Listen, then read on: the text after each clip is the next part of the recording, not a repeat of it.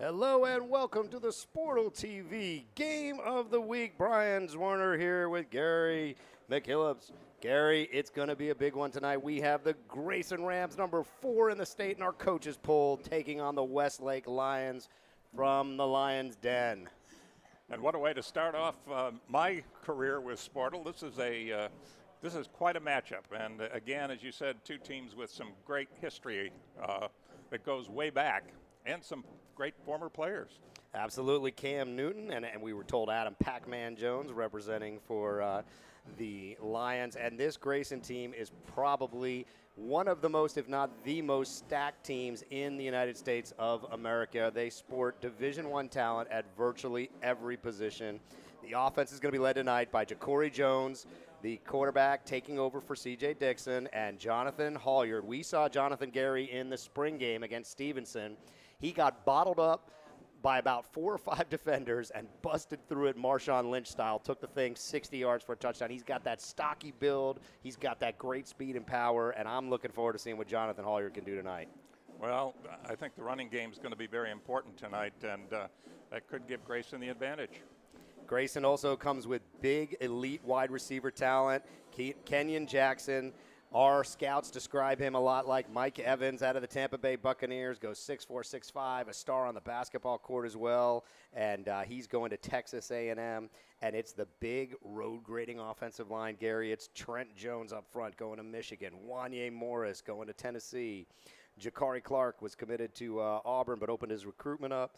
This is a huge offensive line, and they've been blowing people away across the season. And these schools you're talking about are not low-level schools. They are some of the top schools in the nation. Michigan and, of course, Tennessee rebuilding right now. So, and I think these guys are going to help them.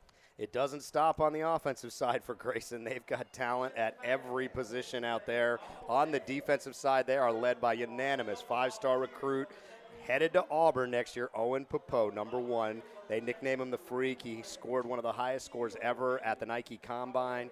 Kenyatta Watson at the corner spot. He's going to Texas. Keep an eye on him. Number 2 is his number. And big Kevin Harris, 44 in the middle, going to Alabama. So there is so much talent out here. It's going to be a fun night. Now we flip over to the Westlake side. This is still a good squad, too. They're no slouches. Westlake 2-1 on the season. They're only lost to one of the top 5 teams in the state of Florida, Deerfield Beach, under their 3rd season under Coach Kareem Reed. And they've been playing football here a long time. They've got a great tradition of winning at Westlake, and they'll be led by Southeast Missouri commit Jalen Williams, number 18. He has a cannon for an arm is what we're hearing. It's interesting how some of these teams go out of the area to play the top teams around the country, and with good reason. I mean, they're among the best themselves, and therefore they want to find that the competition that suits them, and they certainly have, and in some cases they've come away with victories. Last week, however, Grayson suffered a defeat, but look for them to rebound easily. Actually, I guess it was 2 weeks ago. 2 weeks right? ago, yeah, Bergen Catholic. And but last week they had a crazy game against Marietta, pulled out the 38-31 win. They had a big lead. Marietta came storming back behind 3 onside kicks and the quarterback play, one of the top juniors in the state, one of the top quarterbacks in the country, Harrison Bailey, throwing the ball to Ramel Keaton and also Eric Gilbert. So a lot of talent in the state of Georgia, and we are excited to be here. You know, we're going to take a quick break and show you a little bit of some content from this week. Our reporters and camera people were at some of the hottest games in Atlanta last week. If you catch a play on video that you should think should be included in next week's top plays, DM us or tag us on Twitter or Instagram, and you could see your favorite teams in our top 5 plays. Joseph, roll that top 5 plays from week 4, please.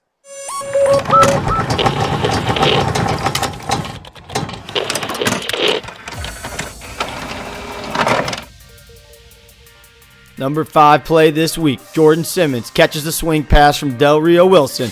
He's breaking away from defenders, breaking arm tackles, crossing midfield, down the sideline, in a foot race. Jordan Simmons in for McEachern.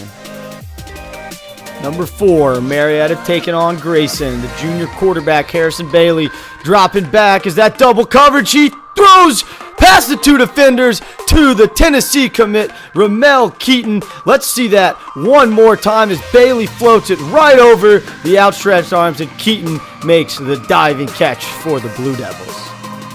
Our Sportal game of the week brings you our number 3 play as Mays took on Langston Hughes. We're going to get a chance to see Terrence Morton. We saw him all night, and there is just one of his touchdowns going up between two defenders, yanking that ball down.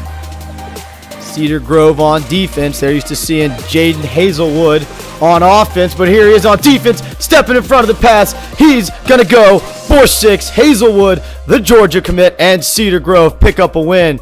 Catch them next week on our Sportal TV Game of the Week. Back to Mays, the USF commit at quarterback. Jaquez Evans throws it deep. Terrence Morton again. We saw him earlier going up between two. This time he does it again. One defender falls down. Racing for the pylon. Morton is going to get in on our Sportal TV Game of the Week, making a top play. You can see your top play using hashtag Sportal Top Plays or at Sportal Space. Slap that subscribe button.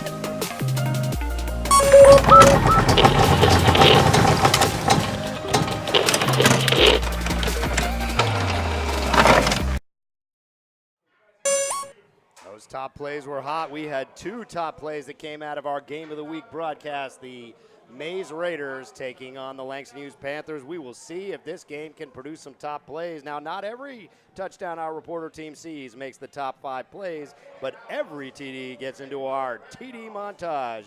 Here they are, all the touchdowns caught by our camera guys in week number 4.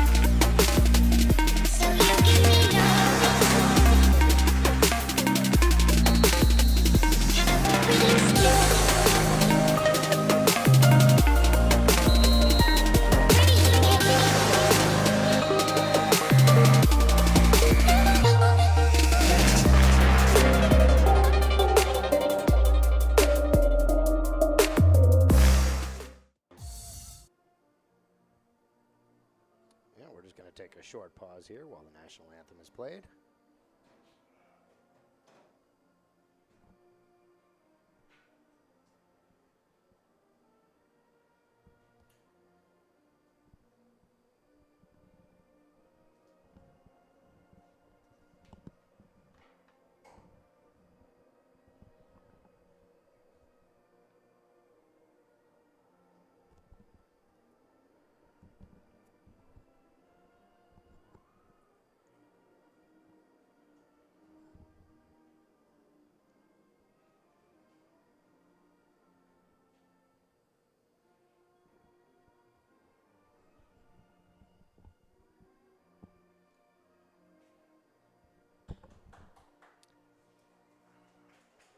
That was our national anthem being played. We've got just about 10 minutes to go here until we are live. We are joined tonight, as we are every week, by Hot 107.9 and the Dirty Boys. They are invading the best games this season with their Friday Night Light Highlights High School Football Tour powered by Sportal TV. For more information on schedule, teams, and highlights, visit hotspotatl.com. Brian's Warner here with Gary McKillips. Gary, it's going to be a doozy. We've got number 4 in the state ranked Grayson Rams visiting the Westlake Lions. The stands are starting to fill up. It's looking like high school football out here. Just going to say that it's a nice crowd on hand so far, and this is a beautiful facility. The folks at Westlake should really be proud of this. This is terrific. If you've never been here, it's worth coming out to see a game. And what a game we have, huh? Yes, we do. We've got the Grayson Rams. They come in. They started the season off nationally ranked, highest ranked team in the state of Georgia, sporting all kinds of talent and 2 state championships, one as recently as 2016 and 2011. Deep winning record, and it's Coach Christian Honeycutt in his second year with the Rams. They were upset in the playoffs last year, knocked out by North Gwinnett 35-28. Everybody thought the Rams were going to be one of the toughest teams in the state to knock out, and they got taken out by North Gwinnett, who ended up going on to win the state championship at 7A, the biggest classification here in Georgia. And that's a powerful endorsement of what this team is all about. Georgia high school football, of course, is among the best in the nation, no question about it. And this team stacks right up there. They've been to the playoffs a number of times. You can look for them there again this year. Absolutely. And, you know, talking about best in the nation, the Westlake Lions sport a ton of talent as well. Myles Farmer, number 8, is a guy we're going to keep an eye on, one of the top safeties in Georgia, referred to by our scout team as a freak athlete. Top 5 teams for him: West Virginia, University of Central Florida, NC State, Ole Miss, and NC State. You got number 1 we're going to keep an eye on, Joel Girtman, an underrated cornerback who's got great ball instincts, got offers from FAU and Morgan State. And we've got a new guy to keep an eye on, Corry Thomas, number 5, a transfer in from the state of Michigan, sat out last year. So everything is about to get rolling here in about 8 minutes. And Gary, they've gone back into the locker room on both sides, it looked like. I don't see either of these teams out here just yet. Yeah, they've gone back, and very shortly we will have the toss of the coin, and we'll see who's going to receive and kick off tonight. Right now the sun is, of course, still out, although the sun is behind us. What side of the stadium are we on, Brian? Looks like it's must be coming west to east here. West to east. So it'll be a very nice night for football, albeit a bit humid. Of course, the lights are on. That it will up here. Yeah. I saw a giant banner being rolled out by the cheer squad, so we should be seeing that coming out here any minute now for the Westlake Lions to run through. About 7 minutes and change left till we get going. You know, when you look at the offensive side of the ball for Westlake, you know, our scouting team told us we're going to see a little bit of both quarterbacks. They think we're going to see Jalen Williams, number 18. He's got the big arm. He's a senior committed to Southeast Missouri. And we might see a bit of the running quarterback, Caleb Dixon, number 13, another senior who we've heard is more likely to run the football a little bit for the Lions. What an advantage there, too, if you have quarterbacks who are versatile in 2 different ways. And I think we will probably see both of them. They both are extremely talented. It's a good problem for a coach to have when you have 2 really talented quarterbacks. So we'll see how he plays it tonight. Yeah, and then running the ball, it's going to be Marcus Johnson, number 26, described by our scouting team as a bit underrated for this Lions team. And also look for Darryl Nichols, number 21, excellent speed, quick running back. And in the outsides, it's going to be Amir Spivey, number 9, lightning quick slot receiver, has a number of Division I offers, and a big wide receiver, converted over from defensive end last year, Malachi Miller, number 10. Big athletes, goes 6'3", 215. So that is a big guy on the outside, and that is the kind of size we are going to see out here now. Kenyatta Watson last week had to guard one of the biggest guys in the state, Eric Gilbert. He goes 6'5", 250. So I don't think he's going to have a problem matching up here with the outside men at the Westlake Lions, but there'll be some challenges for him as well. Yeah, there's no lack of size on this team. You look down the roster, and you've got guys like Raquavius Johnson at 285 for Westlake, and that's not too shabby. Now, I don't know how much action he'll be getting tonight, but it's kind of typical of what you see. Thompson goes 315. He's a nose guard for Grayson. So again, high school players aren't like they used to be. No, they're going to, and then this game could very well be decided on that line of scrimmage. Grayson is huge across the front. They go with Kevin Harris, number 44, an elite pass rusher going to Alabama. True Thompson, you referred to, is committed to Florida State, was a freshman All-American. They got some giant size up there. And on the other side, when the Rams are running the football, keep an eye on the big men.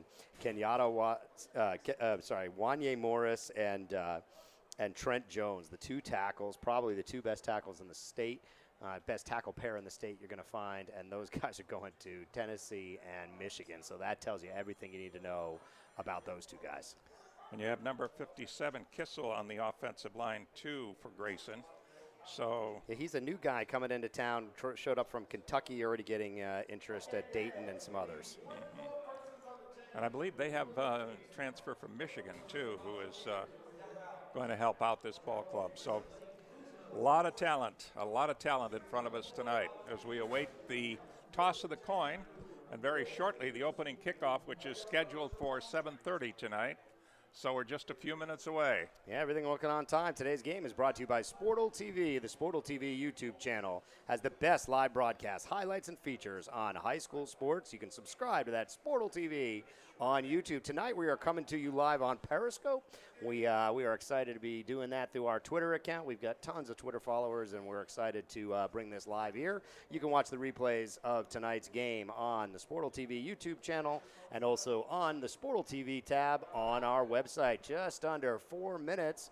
Still haven't seen the teams come out. I see the captains, Gary, coming way in the end zone over there somewhere. Mm-hmm. Not sure if we can get a good angle to catch them, but the captains over there coming out on the end zone from the far right. And we will get that coin toss and get underway here shortly. We commented on the field before. It's also used for track, obviously. They have a beautiful tartan track which surrounds the entire football field.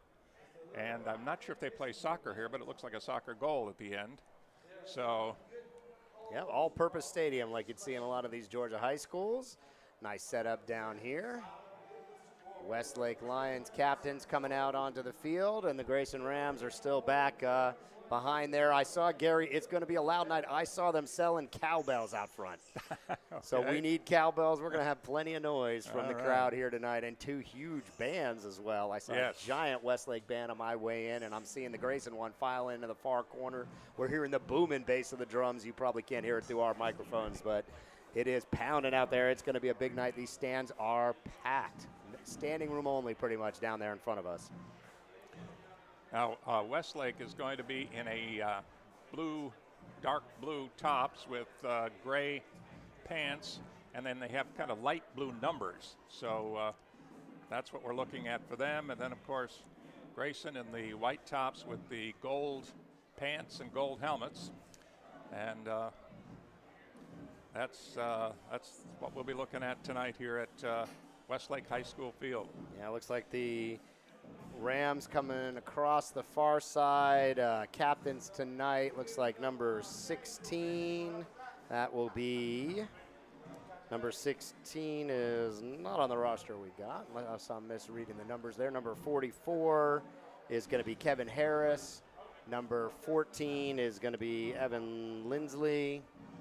And number 64 there is Wanya Morris. And then for Westlake, a little tougher to catch. Those numbers are all kind of bunched together. Look like number 3 out there, Nehemiah McIntosh. Spivey is also out there, Asher Spivey. Number 9, Spivey, wide receiver. Number 34 for Westlake out there as well. That would be Asher Spivey, 2 Spiveys. Okay. And number 18 is Jalen Williams. Quarterback for this Westlake Lions. It is a toasty night here. 88 degrees here from South Atlanta. The Westlake Lions get ready to take on the Grayson Rams. Waiting for the call from the announcers on who's going to be kicking and receiving down here. They have, speaking of the heat, they have some big fans on each sideline to help keep the players cool down. In fact, they have a couple of them. And I'm sure they're going to be drinking plenty of liquid tonight. Yeah, cramping a major issue, especially in the press box. It's an extra 5 degrees warm up here, Gary, but we're going to be just fine up here. Having a great time, excited for the Westlake Lions and the Grayson Rams, and we are just a couple seconds away. Couldn't tell. Looks like who's kicking off or who's I believe receiving. Westlake won the toss, and I'm not sure if they deferred or if they are going to receive, but we'll find that out in just a moment. Yeah, and I see a giant banner off to the left side over there. Looks like the Rams are going to get ready to come through that monster banner, and I haven't seen the Westlake one. Yep, they've got them on both sides. So we'll see these guys coming through this Grayson squad, Gary, nearly 100 players. Yeah. Every number we see on here pretty much doubled up between the JV and the varsity. So they dress a huge squad, and we can see every bit of them out there in the white with the gold pants. And I imagine there's some strategy to that.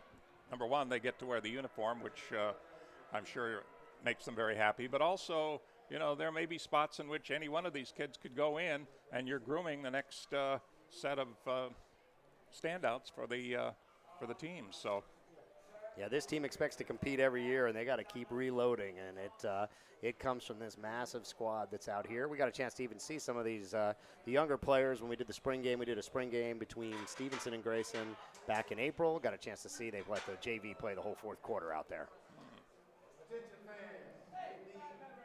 Okay, we're still waiting now as the teams are huddled up in their respective end zones.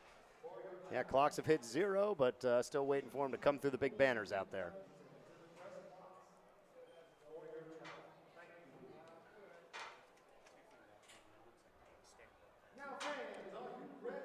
Next week, Gary, we will be live for a big-time clash atop Class 3A teams as the Lovett Lions, led by star defensive player K.J. Wallace, committed to Notre Dame, and 3-star linebacker Nick Jackson, head to DeKalb County to face number 1 ranked Cedar Grove Saints. The Saints offense runs through Jaden Hazelwood, the top wide receiver in the entire United States, committed to University of Georgia. Saints D led by Alabama commit Rashad Cheney Jr. You do not want to miss this game. Tune in 7:30 p.m. Friday, September 21st, SportalTV.live. Maybe we'll get Brian Kelly to tune in too and see how his recruit does. They got a lot going on down there. There's a couple of Notre Dame guys. You got K.J. Wallace over there, Notre Dame commit, and also Kyle Hamilton up at Marist, also a Notre Dame commit on the defensive side of the ball. So Notre Dame coming here to Georgia and stealing a couple of the top players from the state. But it's still going to be University of Georgia fighting for the best talent in the state. Kirby Smart's done a great job recruiting, and we'll see a number of guys with opportunities throughout the course of this season. Number 1 player in the country next week on Sportal TV, Jaden Hazelwood. We got a chance to sit down with him in the spring. You can see our interview with Jaden Hazelwood on the features tab on our YouTube page or Sportal TV on our website. You know, when I came up here, Gary, when we went to Grayson for the spring scrimmage, there were about a dozen college coaches just at a spring scrimmage game, and none of the star players came onto the field. They were just hanging out. Nobody wanted to risk anything during a spring game, but it didn't stop the college coaches from coming to support their commits. There had to be a solid dozen top-tier Division I coaches at that spring game. Well, we still have a bit of a delay here as I guess we're waiting for some sort of ceremonial opening. Yeah, not sure what's got us hooked, but we are still waiting. Clocks have been at 0 for a little while, and we are waiting for the officials to get things underway here. Still no movement out there. We see the full official crew. We got 6 GHSA officials down there. Looks like there's some movement, trying to get something going out there. Maybe sorting out a flag, or I know they're not worried about the replay booth up here for the officials. Yeah. Not yet for high school football, that's for sure. Right. But don't be surprised if somewhere down the line that happens. Absolutely. Kareem Reed, the coach over at Westlake, 20-8 is his record in his 3rd year. Undefeated in region play the last 2 seasons. So a nice region record for him. The Westlake Lions don't play. This is a non-region game for both of these teams, but they're both in the 7A. Westlake, founded in 1988, played 31 seasons of football, have a big winning record. 192 and 139 is their record so far this season. All right, the banners are finally up, so we must be getting close. Sure looks like See the Grayson banner up. We'll see what Westlake's got on their side in a moment. And the Grayson Rams coming through the banner, led by their cheer squad. And we will see the Westlake Lions coming through their banner in a moment. That is Grayson in the white tops and the gold pants. Westlake in some kind of either dark blue or black with the blue numbers. That should be a barrel of laughs, so hopefully as the lights come on. Exactly.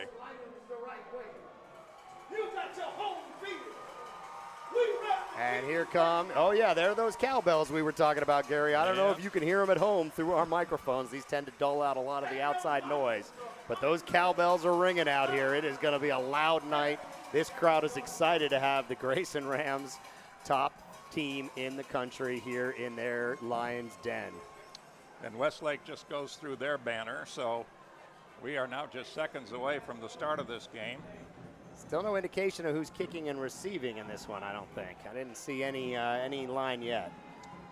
Not yet. I think Westlake did win the toss, but not sure whether they're going to take the ball right away or do as many coaches are doing these days and defer and wait for that second half kickoff. So we'll see. Yeah, not a bad play if you're Coach Corry to kick it away and let your defense get out there. They've got a lot of strong defensive players, but, you know, bottling up this Grayson offense. Just so many options and have put up points in a hurry in their game so far this season. They put up 38 points against Marietta, and even in a loss to Bergen Catholic, managed 22 points to one of the top 5 teams in the country. It looks like Grayson's going to kick. Yep, Grayson will be kicking off. Trying to catch a number on the kicker there. It's like, I believe, 14? Let's see.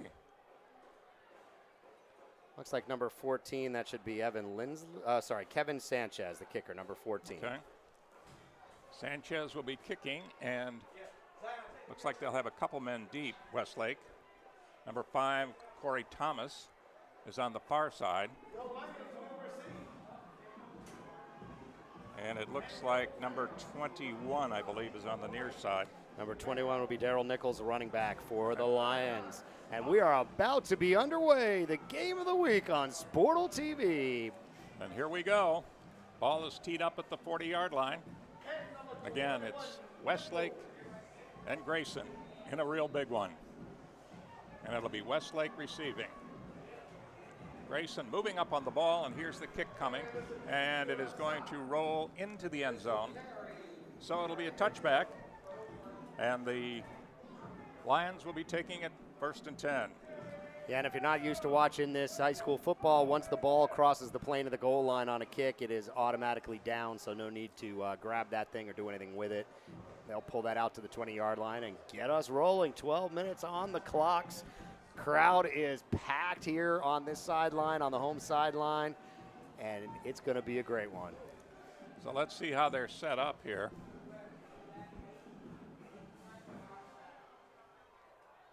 Yeah, Westlake running looks like a one tight end type of look, two split out and 2 behind the quarterback.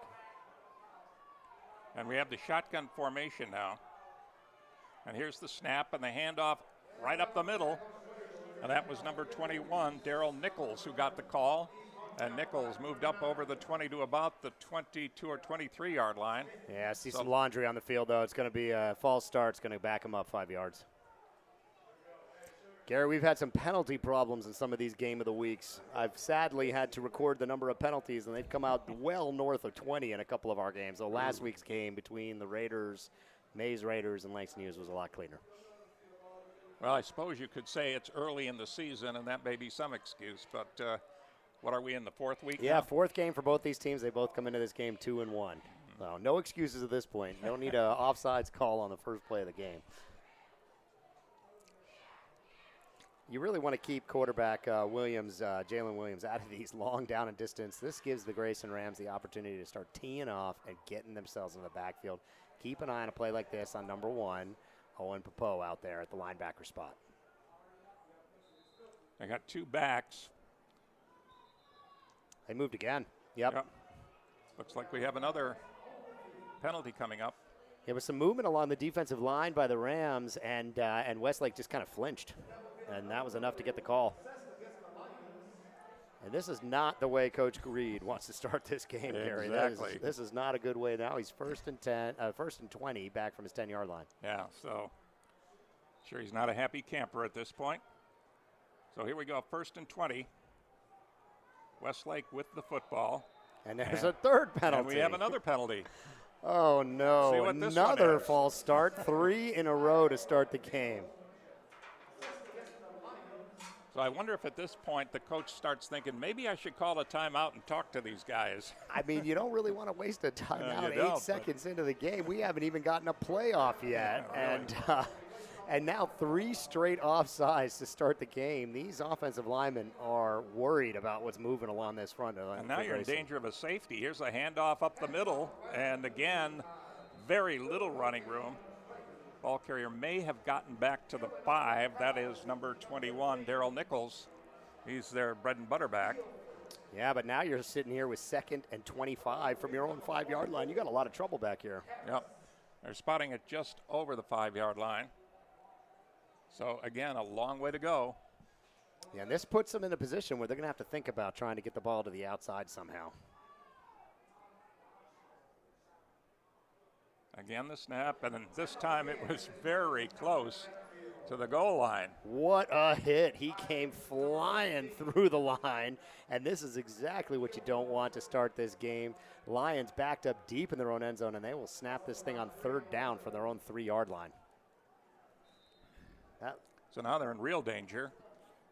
At least they got the last play off without a penalty. It looked like Jeremiah Smith, the free safety, flying through the defense.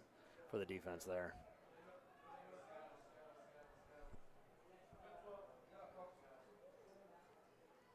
This is the danger zone for sure. Yeah, they're going to take a timeout, I think, to think about this one a little bit. Yeah. Oh, actually, timeout Rams, they're signaling. Maybe they didn't have the personnel they wanted on the field, or maybe they just smell blood, Gary, because they've got them backed up 3rd and 28 down there from the 3-yard line. They would like nothing better to catch that quarterback in the end zone, and we'll see what they're doing. Yeah, in some respects for Westlake, it may not be the worst thing in the world, because if they have to punt out of there with all the athletes on the Rams front, they may be in a lot of trouble punting from deep in their end zone. They're not going to be able to get a full snap back there. True. Well, it's been an auspicious beginning for the home team Lions. 3 straight offsides penalties on the offensive line. False starts on the offensive line backed them up to 1st and 25. Second down, the first down they got nothing. Second down, it got blown up by Jeremiah Smith. Came flashing through the line, and now they sit at 3rd and 27 from the 3-yard line. They got to get to the 30. And they used a timeout already, which may be costly toward the end of the game if this one's close, but a long way to go before that happens. Right now, the Lions just need to find a way to get out of the end zone. Jalen Williams is calling signals at quarterback. Offset to the left, and here's Williams passing. He fires it down the right side, and it is caught over there, I believe. Yeah, nice catch, but nowhere near the first down. I don't think he knew what he was talking about. The receiver was signaling first down. He has 10 more yards to go. That was the original line of scrimmage. Gabe Reeves made the catch at the 22. But it's 4th down and still about 8 or 9 yards to go. Let's call it 8, and it's a punting situation for Westlake. Yeah, but at least if you're the Lions, you got to feel good. He stood up in the end zone. The offensive line held for him, and he had the time to get the ball, swing it out to his wide receiver, and at least get something positive to work from. Oh, no, it's over his head. And now they've got a real problem. Oh, and he is down. That snap was over his head. He is down at the 4-yard line. Ball recovered at the 4, and now the door is wide open for Grayson to come up with that first touchdown of the game. Wow, I mean, we were worried about it when they were backed up in their end zone. They had plenty of space, weren't able to get the center to punter exchange, and now Westlake is in a world of hurt. And I think we're going to see a steady diet down here of the strong running back, number 6, Jonathan Holliard. He was a beast in the spring game when we watched this team. So let's see what they do trying to get him into the end zone from the 5. Should be Corry Jones, number 7, under center. And that's who it is. Man in motion. Hand off up the middle. It looks like it's going to be Owen Pappoe getting very close. No signal yet. I think I saw, there's penalty. It's going to be a false start on the offense. They're going to back it up. Pappoe, the star linebacker, in at running back, bowled his way to the 1-yard line, but they're going to back this thing up to the 10. So it looks like Grayson is doing what Westlake did and having a little trouble getting that offense together. Yeah, hopefully we don't see 3 penalties to start their possession here. That would be hard to do, but you never know. They're still within easy range of a score. Yeah, and I think I'm going to be looking for Hollier, number 6, the running back, or Pappoe here. Looks like he's in the backfield. Yep, that's Pappoe again, left side, gets some running room, gets down to about the 5-yard line. And he's stacked up down there, 3 or 4. Nice little scamper run. He just kind of worked his way through the arm tackles and managed to get inside the 5-yard line. Looks like they're going to spot him at right on the 5. 3 or 4 Lions were in on that tackle, so. Well, the ball at the 5, and now we've got a second down because of that penalty, so they still have plenty of time. No score in this game. 9:36 to go in the first quarter. Here's again Pappoe, and he is in, standing up. Easy. Nobody could bring him down, Gary. He just walked right into the end zone behind that big left side of the offensive line. Absolutely. So Grayson is on the scoreboard first at 9:28 of the first period. And that is Owen Pappoe with the touchdown run for the Rams. You know, star linebacker. Look at this weird lineup they've got. They got all 11 guys. They're going to now move into a kicking lineup and give Sanchez a chance to kick it through. Sanchez gets ready. Here's the snap. The ball is down. The kick is up, and it is missed. It's off to the side. It hit the upright and came upright flying on the left back. side. Yep. That was an interesting one. We don't get that every day. Dixon was holding, C.J. Dixon. Yeah, backup Sanchez quarterback. Was kicking, and it just went off to the left. I don't know whether it was a bad hold or what, but nonetheless, a break for Westlake. Yeah, 6-0. Westlake could use all the breaks they can get. A terrible first possession for the Lions. 3 straight offsides calls on their offensive line. Backed them up deep. They had trouble blocking up front. They got a little bit of room.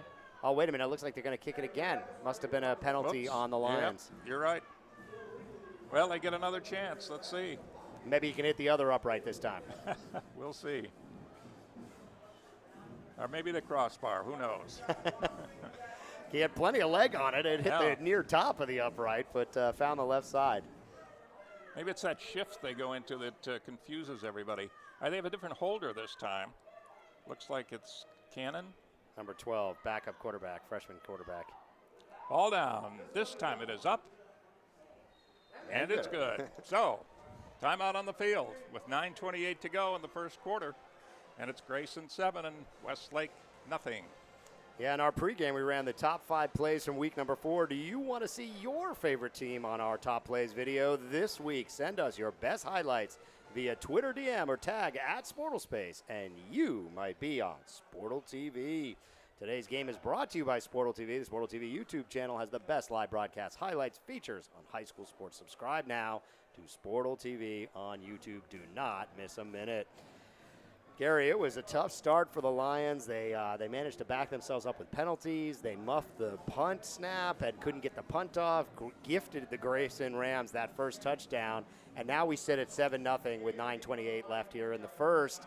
And if you're Coach Reed, you got to figure out how to get some positive yards here on this next possession. Exactly. Yeah, they're going to want to turn this thing around quickly before it gets out of hand, although we're far from that happening. But another touchdown here would not be good. So let's see what Westlake can do to counter that as they go back on offense. Yeah, at least on 3rd and long, Williams was able to complete a pass for about 15 yards and maybe get a little bit of confidence, something that they can build on here for this drive. Kevin Sanchez has the ball teed up at the 40-yard line. Again, 2 Lions deep. And the kick is coming. Corry Thomas fields it on the ground, picks it up, goes to the 15, to the 20, and he gets over the 25-yard line. Nice run back.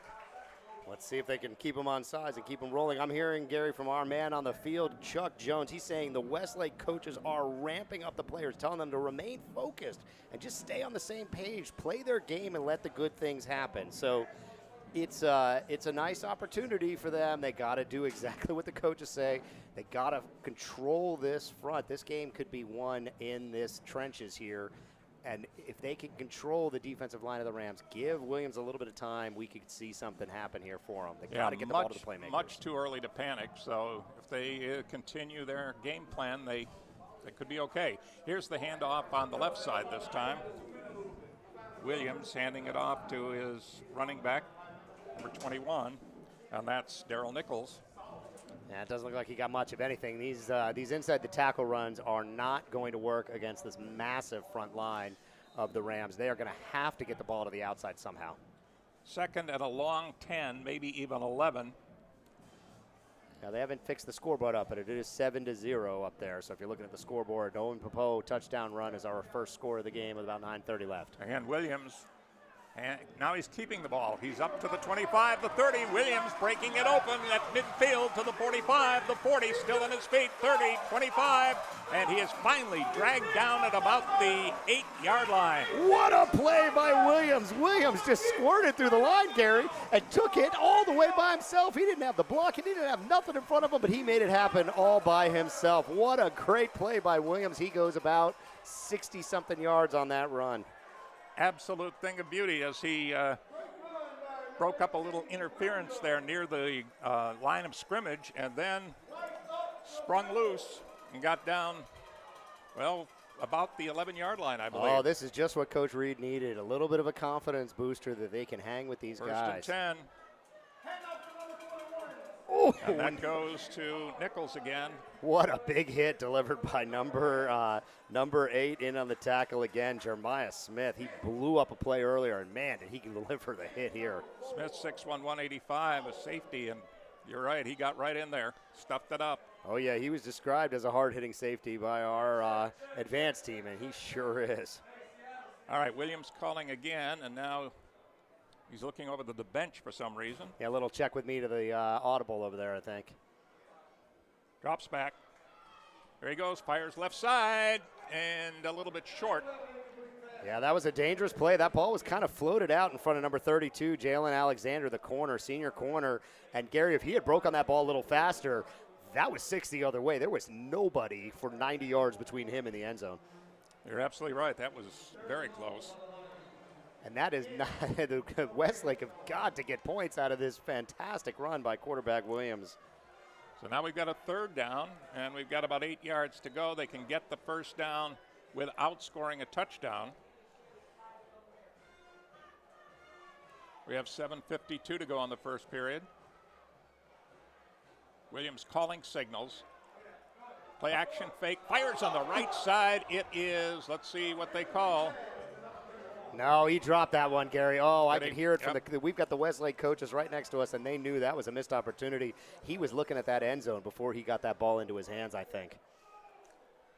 They're going to have to go for it here. I don't see. Oh, no, the kicker's coming out, it looks like. Fourth down, so we'll have a field goal attempt. Let's see. Can't catch the number there on It's the 47. 47 is Aron Genius. And here's the snap. The kick is, this one looks good. Okay. It is up and through. Okay, now Coach Reed's got to feel all right about that. I mean, he sure would have preferred the touchdown to try to match Owen Pappoe's touchdown from earlier, but a great individual effort by Williams, slipping through the defense for a 60-yard run, sets up that field goal with 7:40 left. 7-3 is our score. Now we got the scoreboard catching up with us. Brian Zwerner here with Gary McKillips. It's been a fun game. We're excited to have 680 The Fan and Sports X as our sports radio partner for this football season. They broadcast a great high school football game each week. Next Friday, 7:30 p.m., they will bring you this number 4 ranked Grayson team hosting the number 1 team in the state, the Colquitt County from down south. You can listen live to that game on Sports X on your radio at 106.3 FM or 12:30 a.m. or the Sports X and 680 The Fan mobile apps. They will get these Grayson Rams next week, and they should have a doozy as they try to match up with Colquitt. The coaches for the Rams, Gary telling us earlier, they should be number 1. We'll see what the Colquitt has to say about that, the Packers. All right, so we have number 47 who just kicked the field goal. He is kicking off. Too deep for Grayson, and the kick is high. It is taken at about the 1-yard line. to the 5, the 10, and he is stacked up right there. Oh, stacked up doesn't do it justice, Gary. He got drilled. The Westlake coaches are pumped up next to us. He got creamed at about the 10-yard line. That was, I believe, Yaden Johnson who was nailed. So it'll be a 1st and 10 situation once again for Grayson. And we'll see what we can do, see what they can do. Yeah, it's a good opportunity for the Lions. Now the Rams are backed up. Let's see how they handle the pressure having to go. Now, he had an opportunity. He just had to let that thing go, and it would have gone in the end zone. I get that he's trying to make something happen back there, but it left him with a hole. Player down on the field, number 9 for Grayson. Number 9 would be... Is that Boykin? Boykin or Smith. We've got 2 9s on our roster. We apologize for that. Not sure which one it was. Grayson Rams roster so large, they've got 2 players at a lot of these lower numbers. As you can see, he's moving around. Yeah, being attended to by the staff out there for the Rams. Likely a knee or ankle, something like that. Well, you know, we're up here in the booth right next to the Lions, Gary, and they are excited, these coaches. They love the way they came out, got the big run by Williams to set up that field goal, and then came out with that juice, with that energy. Kick was fielded deep in their own end, and the Lions' pursuit was on point, and they delivered a pounding hit here and got themselves set up where the Rams are going to have to go to work from, looks like about the 13-yard line, I think. Yep, just about, I'd say, the 13 or 14-yard line. Yeah, and if you're Coach Honeycutt now, everything seemed to be going his way for the Rams early on. Now he's got to kind of gather their team and get them calmed down and remind them what Grayson football looks like. They got a long field to make up, but they have so much talent on the offensive side. We saw Owen Pappoe, the great linebacker for the Rams, one of the top 10 players in the entire country, take it in for a touchdown score earlier. Let's see if they run him or they work Jonathan Holliard, number 6, the running back, another senior running back for them who's piled up big yardage all season. So the injured player is making his way off the field. Looks like he's going to be okay. And the Westlake defense starting off in a much better position. The 10-yard line, the opposite side, Gary. Much better setup to be on this side's 10 than their own 10 like they were their first possession. Well, I think if I were Westlake, I'd be pretty happy considering the way this game opened. Yeah, just to be down 7-3 here at 7:32, to have taken a punch there from the Rams and be ready to deliver something back here. Now they got to come with some heat themselves. Look at the Rams there in a 5-spread offense. This is Jakai Jones at quarterback. Slot on the right side, man in motion. And it's going to be a keeper. Jones gets up over the 15 to about the 16-yard line. Yeah, nice little productive run that kind of spread the defense out and just sort of let Jones take it himself up the middle for a couple of 3 yards.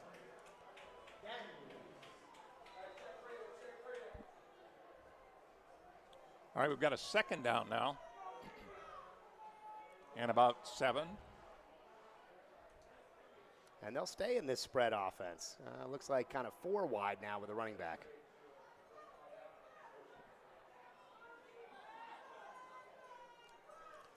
Here's the snap. And the pass is complete up to about the 29-yard line.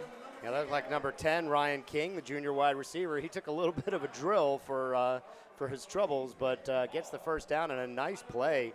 Jones looked very comfortable in the pocket back there, Gary. Yep. He was just kind of dancing around, surveying the field, and found his man for 15.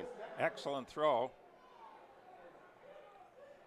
Now we've got Jonathan Halyard behind the quarterback, Jones.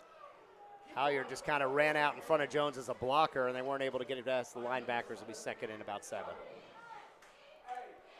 Jones, the ball carrier.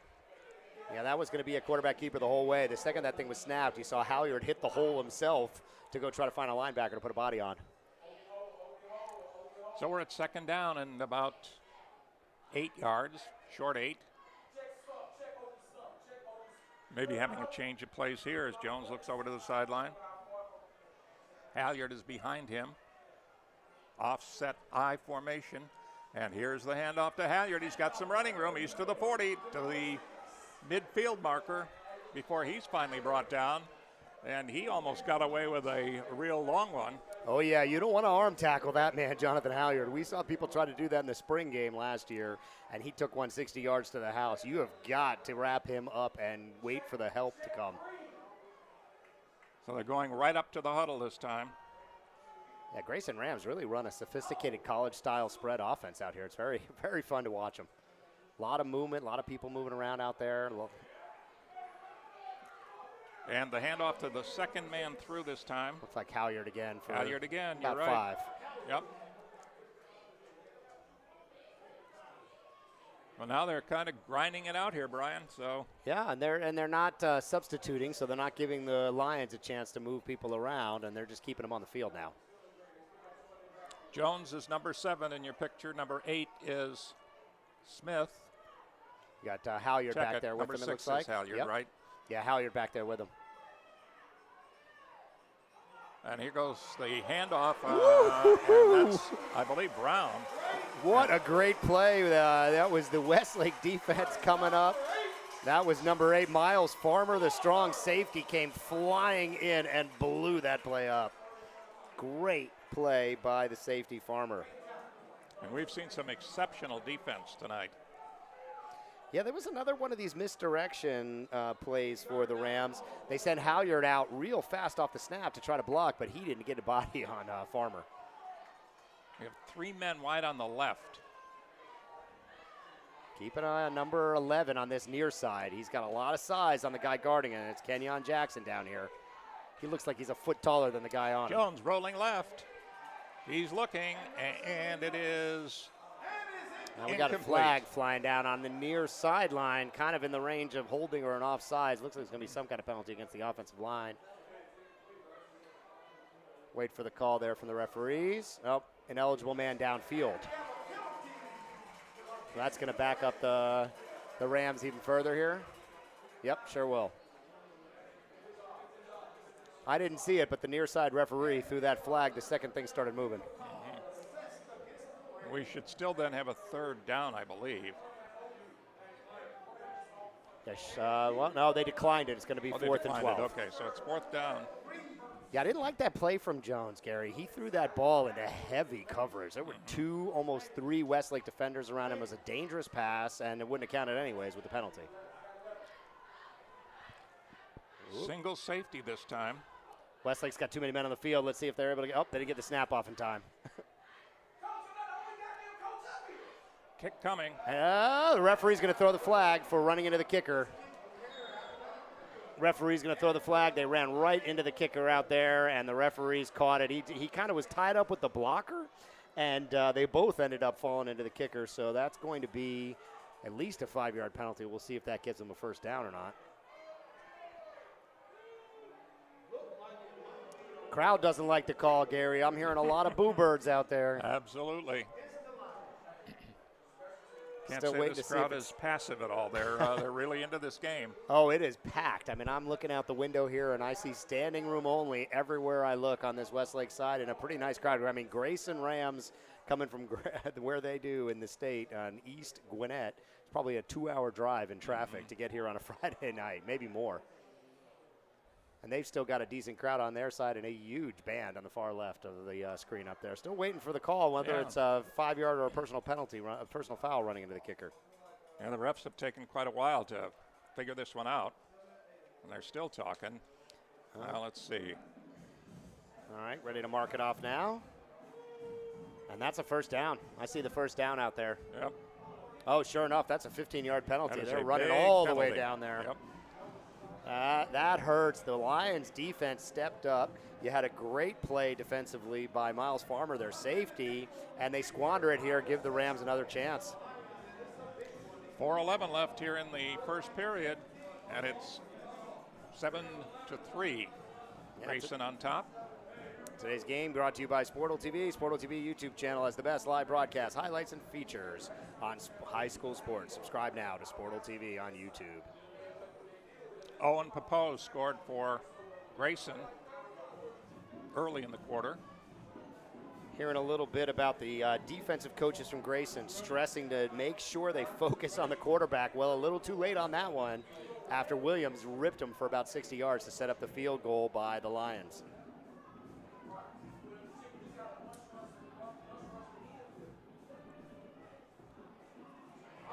And running room on the left side. And as you can see, he goes into the bench. That's number 21 again for Westlake, Daryl Nichols.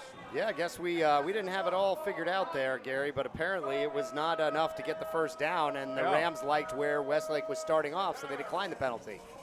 So Westlake offense going to work inside their own 20, but they've got a nice run there to get started. Yep, and they got a first down, so it's 1st and 10 at about the 31-yard line. Yeah, we apologize. We'd love to get those referees mic'd up in the future so we can hear the calls from up here.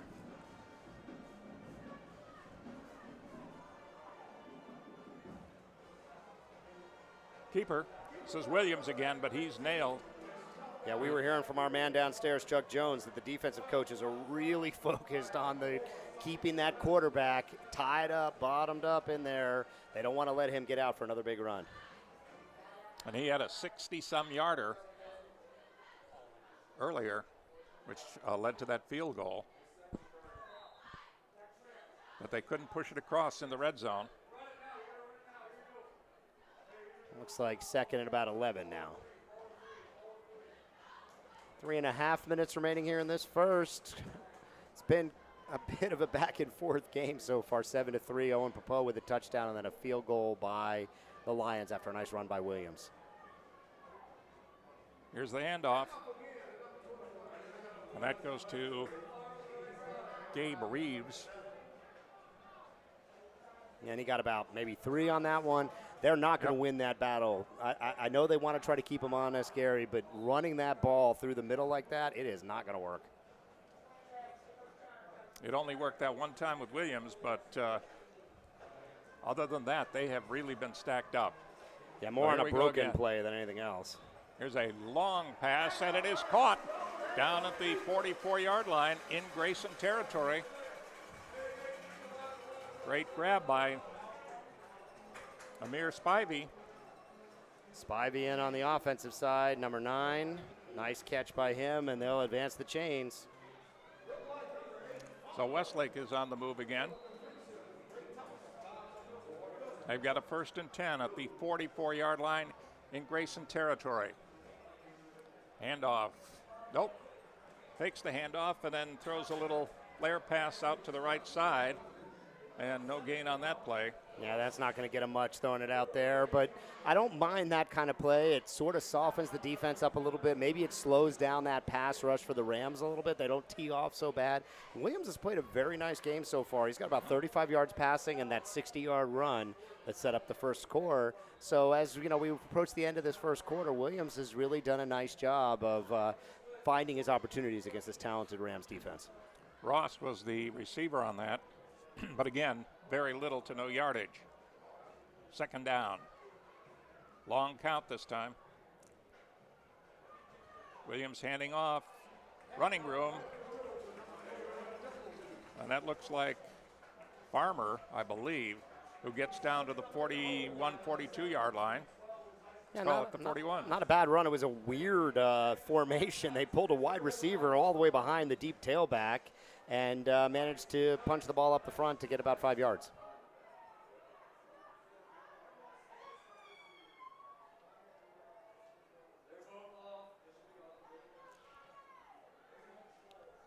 See if he spreads it out a little bit here. Williams. Oh, nope. Oh, the Westlake's clapping like it's against the Rams this time. Let's see if they're right. Nope, it's going to be against Westlake.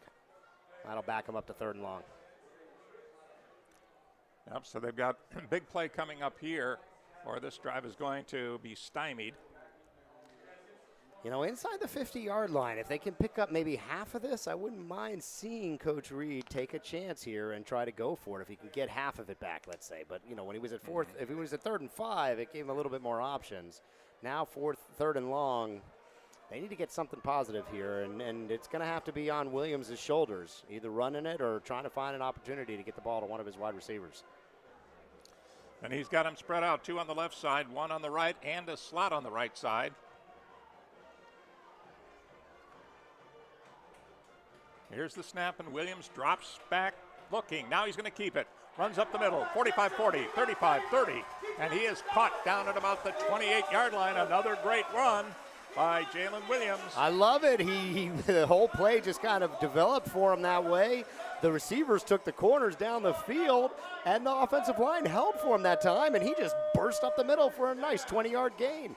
Well, Grayson has got to watch that because he's done it twice now, and that's a huge play. Westlake keeps possession.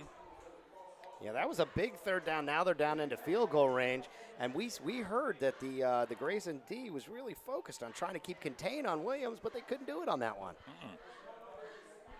About 15 seconds to go here in the first quarter, and the running play to the left side.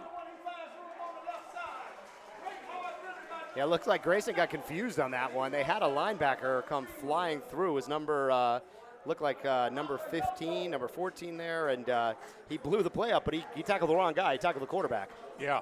He didn't have the ball anymore. That is the end of the first quarter. 7-3 is your score. Touchdown run by Owen Pappoe for the Rams, offset by a field goal.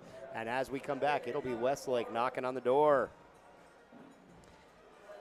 Take a minute to tell you a little bit about our Sportal Stars series. It's going to kick off with star defensive players from across the state, meeting with Rennie Curran, former NFL and University of Georgia Bulldogs star linebacker. Series will feature players such as Kenyatta Watson, the second from the Grayson Rams team right here. He's committed to Texas, and also attending will be Alabama commit Rashad Cheney Jr. from Cedar Grove, Georgia commit J.D. Bertrand from Blessed Trinity.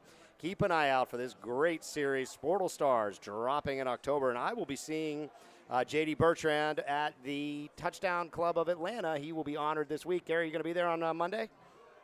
We will be both out there at the Touchdown Club of Atlanta. They will have ESPN's Todd Blackledge coming in to speak to folks here in Georgia. So great organization. We are a proud sponsor of the Touchdown Club of Atlanta here at Sportal TV. So if you don't know those guys, come on in and check it out. Check out the Touchdown Club of Atlanta. 103 West is the location of their luncheons, and they have, 4 or 5 speakers during the year. Yeah, they sure do. We got a chance to see Tom Luganbell. He's the ESPN director of recruiting. Luganbell, right. And he told us, I got a chance to talk to him afterwards. I asked him, he talked a little bit in his speech to the club about, only a handful of freshmen can come in each year and really make an impact. And when I asked him who to look for, he said it's the Kai Lawrence, the quarterback up there at Clemson. We're already seeing glimpses of that.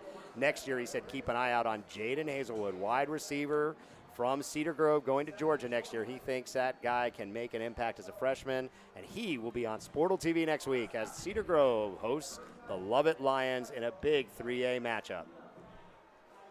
So here we go, start of the second quarter now. Westlake has the ball, and they try to go up the middle again. This time, not much luck. I know they're trying to keep him honest, Gary, but that play to me it just has no chance. Grayson is too big and strong between the tackles for this offensive line. They've got to spread him out and let Williams make something happen, either with his feet or trying to get the ball to his receivers. That was Daryl Nichols who was on the carry that time. So we'll see what they do with a third down now and about 3 yards to go. Yeah, this drive set up by the great run on third down by Williams. Let's see if they try to spread the field and let him make something happen with his legs again. Williams is going to drop back this time. Fires it to the right side. Man wide open down at the 5-yard line. Yeah, that was a great play. He was wide open in the flat. Williams had plenty of time. The offensive line held, and he hit his man to get that first down inside the 10. That was Amir Spivey. Wide open, and then he cut inside, got upended. Spivey's been a key guy for them in the early going. 2 big catches at 35 yards unofficial here. Ball spotted at just about the 5-yard line. It'll be first and goal for Westlake. Last time they got this deep, they had trouble trying to find opportunities against this Rams defense. And the handoff. And there's trouble being delivered. Yeah, he was stacked up. Oh, yeah, that was lost on the play. That was an easy tackle. He was deep in the backfield, and that did not work at all. They backed it up. Now they'll be second and goal from the 10 instead of the 5. I believe that was Spivey. Asher Spivey, number 34. But to no avail, it brings up a third down now. So let's see what they can pull out of the hat here. And it's a second down rather than third. And here's Williams. Ball batted away. Yeah, the Rams are just teeing off and coming with everything after the quarterback in the backfield on that play. It's going to set up third in a long way. So third down and 12 yards to go, or third down and goal to go, actually, from the 12. Looks like almost the 17, actually. Goodness, they pushed it right. back about 5 more yards on that play. This Rams defense, when they get a chance to pin their ears back and come after the quarterback, is dangerous. So we'll see what they try to do. Yeah, Westlake doesn't want to settle for field goals here. They got to give Williams a chance to try to put this ball in the end zone at least. He's got one-on-one coverage on the far left up there if he wants it. Williams looking, got a man open, and he goes to the end zone, and it is incomplete, knocked out of bounds. It looked like he was going to go to the short man who was open at about the 4-yard line, but then he decided to throw in the end zone, and that play was pretty well covered. Yeah, I think I would have liked to see him go to the short guy. He had the one-on-one coverage. It was a little bit of an easier throw, and if he could have completed it, he might have been able to punch that one into the end zone. It still had a chance up there for sure. Derek Britt was the intended receiver on that one, so now we have a fourth down. Now we have an attempted field goal, and the snap, the ball is down, and it looks like it was blocked. Now, that wasn't even close. Oh, wait a minute. We got a penalty down back where the kicker was. It's going to be some kind of running into the kicker. He'll get another crack at this thing. Let's see. Yep, sure enough. Roughing the kicker, so. I don't believe that will give them an automatic first down, but he should get another crack at this. About 9.5 minutes left. The lone touchdown, Owen Pappoe in at the tailback position. Punched it in from about 5 yards out. And field goal answer from the Lions after a nice long 60-yard run by Williams. It looks like running to the kicker here. It's going to set up fourth down from about the 13. They'll still try to kick it, but they'll do it from about the inside the 20-yard line, so a 30-yard kick approximately. Caleb Dixon is number 13. He'll do the holding.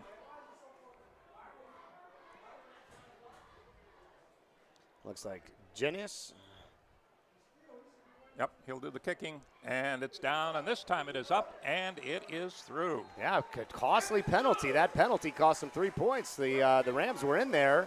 He didn't have anywhere to go with that first kick, and now they get the redo, and the redo cost them 3 points. So 7-6 is your score. 2 field goals by the Lions after drives stalling out inside the 5-yard line. That definitely makes things a lot more interesting here now. At first it looked as though Grayson was going to dominate this game. Yeah, it was a tough start for the Lions. If you're just tuning in now, the first possession coming out of the gate, Lions started at their own 20-yard line, picked up 3 consecutive offsides, false start penalties on the offensive line to give himself a 1st and 25 from the 5-yard line. Managed to get a little breathing room outside of the end zone there, but immediately got the muffed punt snap, set Grayson up inside the 10. They scored with Owen Pappoe. But Williams has been very, very sharp for the Lions. He's had about 80 yards rushing, 2 big running plays, and about 35 yards passing. 47 is doing the kicking. Is that Sanchez? Yep. No, Genius. Genius, okay. Kick goes down to the 21. It is taken there, and running room for number 8, and that's Jeremiah Smith. And Smith gets it back to about the 36-yard line, where it'll be first down, 10 yards to go for Grayson. Yeah, Grayson will start with good field position. Should be Corry Jones coming back out. Jonathan Holliard was pretty effective on that last drive. Let's see if they try to feed him a little bit. They haven't really worked the ball to their outside wide receivers yet to start this game for the Rams.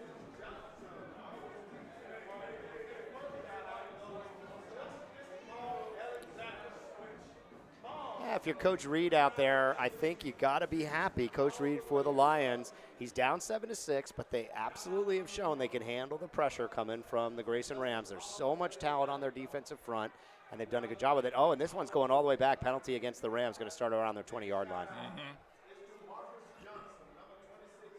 So the Rams lose a few yards there on the penalty. Yeah, Hollier with about 20 yards rushing on 2 runs tonight, and I'd look to feed him. He's had a fantastic year so far. number 6. Keep an eye on him. They've spread the field out here, but they haven't really tried to work the ball to the receivers. Keep an eye on number 11, Kenyon Jackson. He has got so much size on the corner trying to guard him on this near side. Okay, Corry Jones is the quarterback. And he hands off on the right side. That's Jamal Haynes. And he gets up to the 26-yard line. Gain of about 3. It'll be 2nd down and 7. I'm in a nice play on first down to get a little bit of yardage here, but they got to find some chunks. They got to work the ball down the field. They've got talent on the outsides. I want to see them try to get the ball there. Again, it's Jones calling signals. Halyard in the backfield with him. Let's see what they do with it. And they pass on the left side, and running room up to about the 32-yard line. It's going to be real close. I think he's going to be just a teeny bit short of the first down there. Nope, they're going to, well, chain gang's moving. That's a first down. Pass was caught by Stinson, I believe, so it'll be a first down now for Grayson. They're moving the ball with 8:27 to go here in the second quarter. And a nice, safe passing play. He had the wide receiver out there, was kind of protected by the other receiver. And here again, the handoff up the middle. I believe it's Halyard. He gets up to the 42-yard line. Yeah, good run for him. Nice positive run, 8 yards. He's got about 28 yards so far on his carries today. And those kind of second and shorts, these are the ones they want to be in. Halyard's 5'9", 189. Packs a lot of power. Now, the chain gang got a little bit confused. They thought it was a first down out there, started moving before it was signaled, but he's got about 1 or 2 to go here as we hit the 8-minute mark in the second. Looks like 2nd and 2. Kenyon Jackson is on the near side here.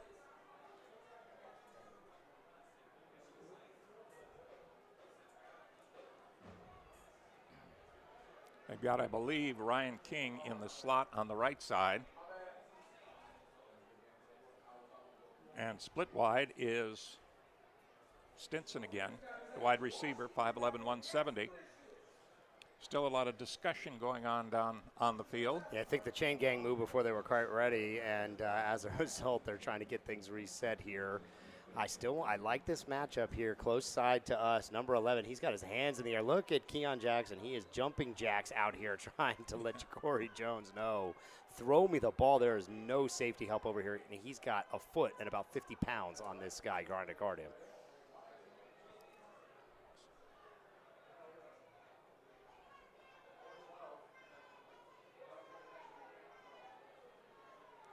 And again, he goes right up the middle. That's Halyard, I believe, and he gets a couple yards. That should be his first down there. It is enough. 1st and 10 for the Grayson Rams as they move the ball up to the 45-yard line. Yeah. They lead in this game. I'm still keeping an eye on this matchup close to us. Sorry, Jerry. Nehemiah McIntosh, number 3, trying to match up with Kenyon Jackson up there. The two of them have been jostling all night. Jackson goes to the far side, though.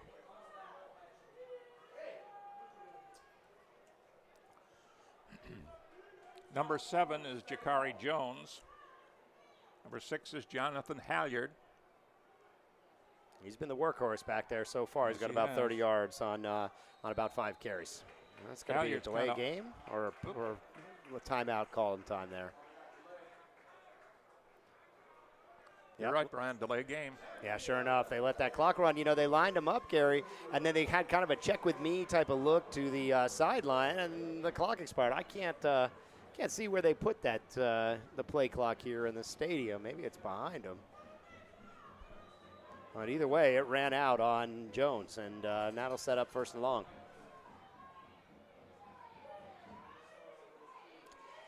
They fake to Halyard, throwing on the right side. Oh, there's Kenyon Jackson. That was the matchup we've been looking for the whole time. Wide open in the slot, and that is a touchdown. Wow. Oh, I've been talking about it, Gary, over and over again. I've been waiting for them to go to him. He just made a great inside move. There was no one with him, no safety help, and he just blew it open for a 55-yard touchdown. And a great fake, too. which really set that one up.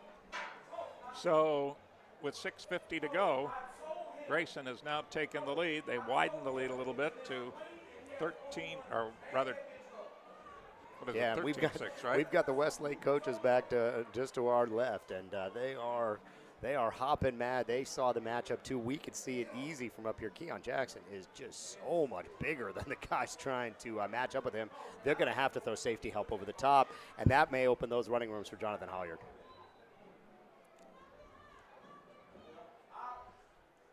So here we go, Grayson kicking, and this one is going to be good. Yeah, and that takes us to 14-6 now. 14-6. Yeah, great play. Jones just hit Jackson in the flat.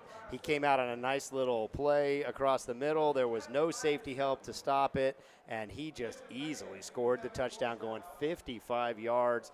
We were looking at that matchup the whole time, and it finally paid off for the Rams. 14-6. You know, Westlake has done a good job of keeping them bottled up. They've got to keep their composure here. There's still 6 minutes and 50 seconds left in this half.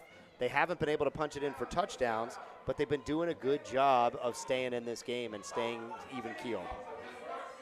And I think if they can do that into the second half, they have a good chance of coming back in this one. Yeah, and I apologize. It's Kenyon Jackson, not Kenyon Jackson. I apologize, being notified by the fans at home. Okay. Kenyon Jackson is also a basketball player for these Grayson Rams. They went to the Final Four last year, and they will be playing in the Sportal Showcase on December the 8th, unless this Grayson Rams team is in the 7A championship, which is that same day. So we would see the Grayson Rams without Kenyon Jackson. Kenyon, I apologize. Fantastic play by number 11. Great touchdown. And thank you to our man at home, Kyle Sandy, Director of Media. Gave his chair up to you, Gary, at the last minute. We're excited to have you here. Kyle manning the booth from at home for @SportalSpace. Keep an eye on the @SportalSpace on Twitter. We've got updates from some of the top games in the state coming through our Twitter feed right now. We'll try to get you some scores when we get to halftime. We'll take a look, but there is too much action for us to be looking at scores right now. Okay, again, 2 men deep for Westlake. Ball is kicked down to about the 9-yard line. And running room up to the 30, 35-yard line.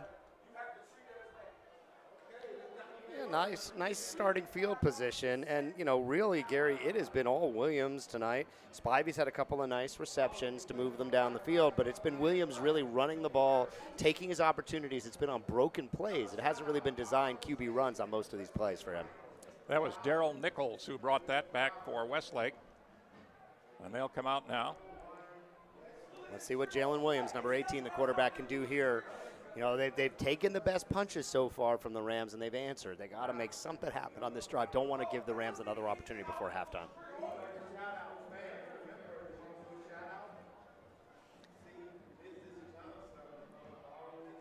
Another spread look for the Lions. Yep, Williams is calling signals. He's got Nichols off to his right. And he hands it to him, I believe. Fumble. Ball's on the ground. Rams say they have it. Let's see. Yep, they're bouncing around like they got it. And sure enough, that's the Rams ball. Oh, no, just what they didn't need to happen. The Lions needed a sustained drive, and on the first play, a little miscommunication between the quarterback and the running back, and the ball hits the turf. And these the Lions coach is a little bit stunned to our left. Absolutely. That was a very costly play now. We have 6:29 to go in the second quarter. And another touchdown. Yeah, no Coach Honeycutt isn't going to lay back here. He's going to look to try to put more points up on the board here as they still have tons of time left before the end of the half. Here comes Grayson back out onto the field. Where do you think it's going? Is it going back to the wide receivers? Do they test Jackson again, or are they going to go back to the running back, Gary? I think they're going to go to the air, but let's see. Yep, dropping back. Looking, firing, and it's Jackson again. Unbelievable. Wow, Jackson goes up between two defenders, hauls that ball down, and that is another touchdown for Kenyon Jackson, number 11. What a play. Wow, first play, Gary, you said it. I thought it too. They were going to go to the air. They spread it out and let Jackson go right across the slot. Man, he looks good out there. And Jakai Jones showing a great arm on that. He just threaded the needle down at the goal line. And all of a sudden, we now have Grayson in front by a score of 20-6. Yeah, this game got away real quick from the Lions. This is a dangerous time. There's still a ton of time left. The Lions are going to have to make something happen on this next drive, or they risk getting blown out of this game. So here we go with the point after.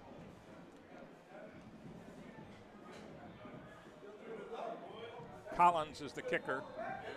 And that one's good. 21-16 now, 6:18 to go. You know, Gary, our scouting team headed up by David Ewald to recruit Georgia. He compared Kenyon Jackson to Mike Evans from the NFL from the Bucs, and man, does he look like that big, strong receiver. Just went up between two guys and caught that touchdown pass. That was impressive. Well, now it would be nice for Westlake to get a score here, but they certainly can't give up another one before halftime.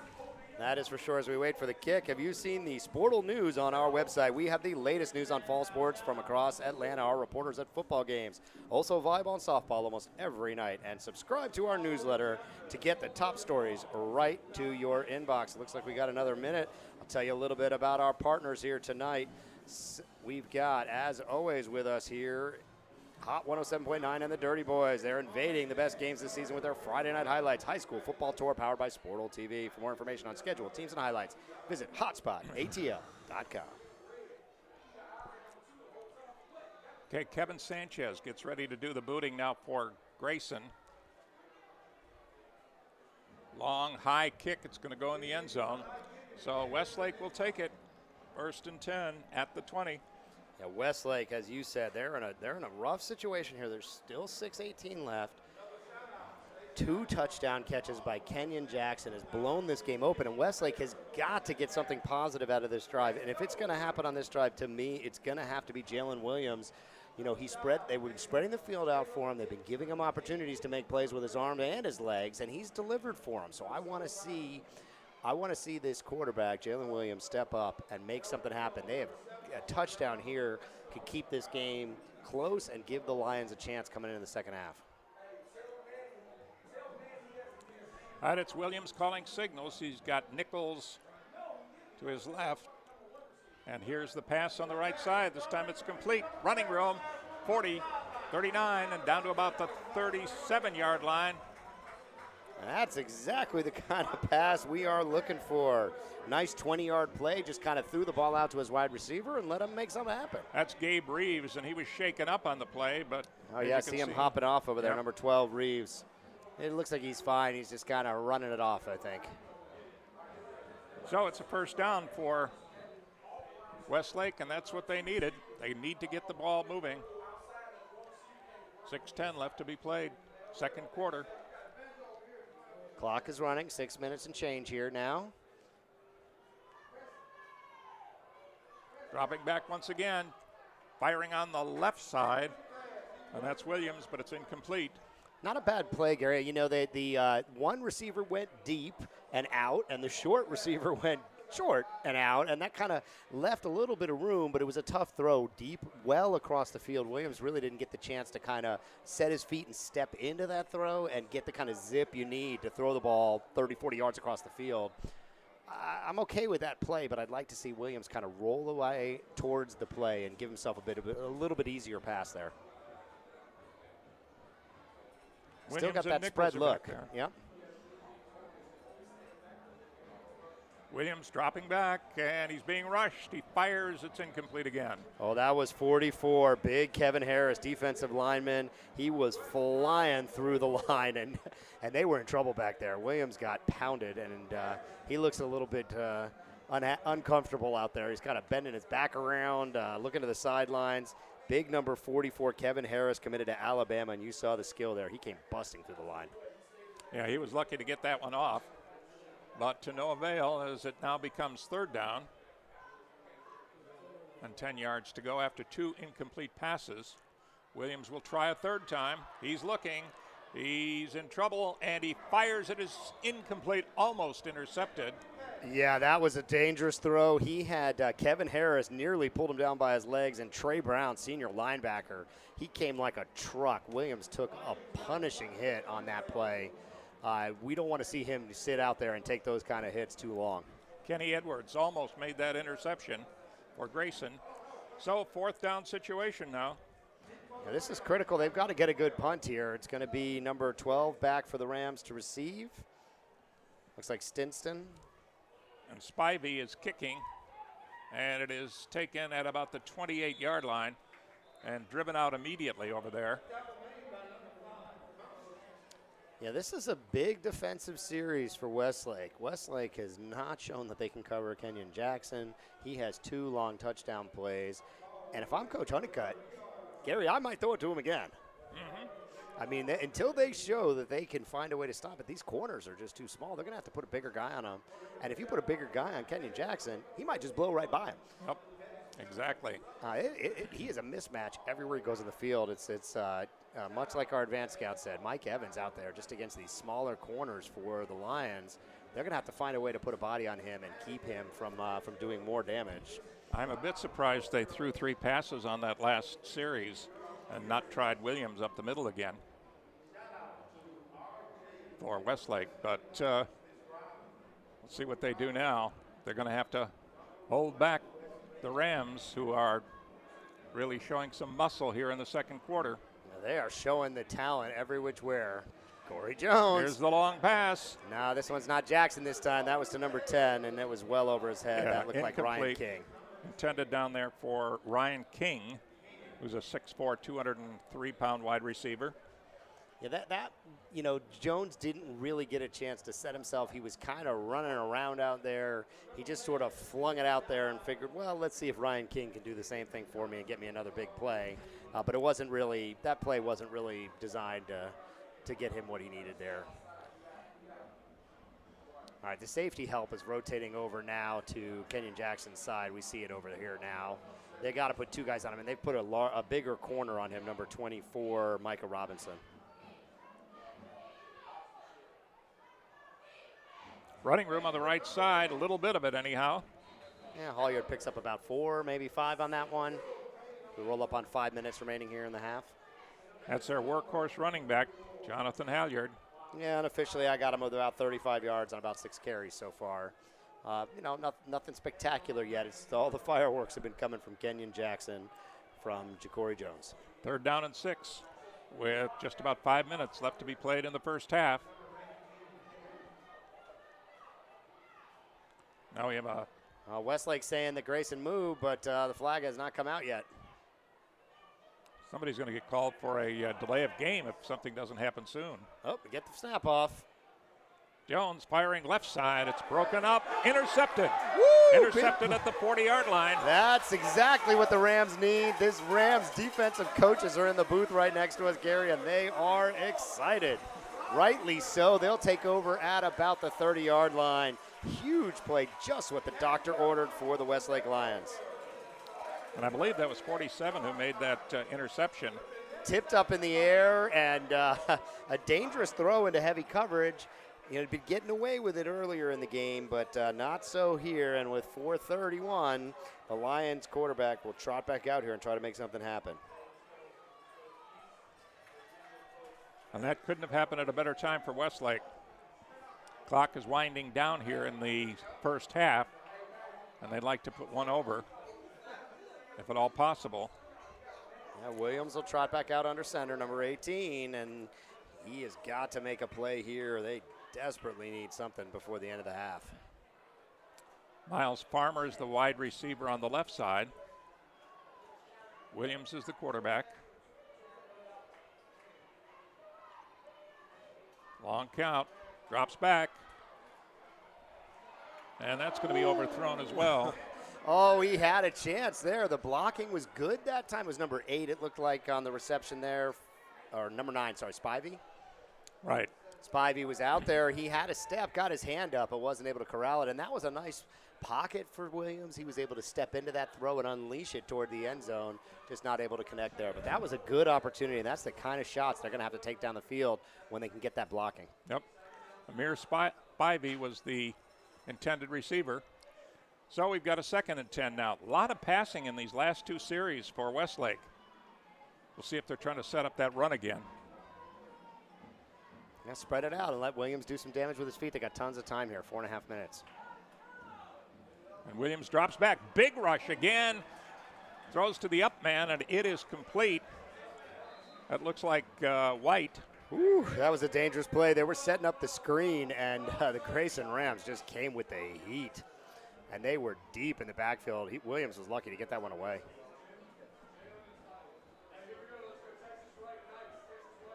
Third and about 7 here.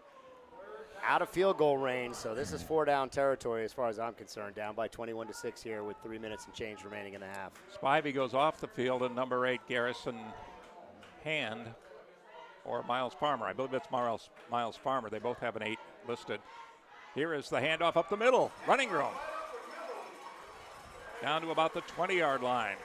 Yeah, that was a real nice run. Just kind of picked his way through. And that's a first down. Yeah, just 3.5 minutes remaining here. A real nice run.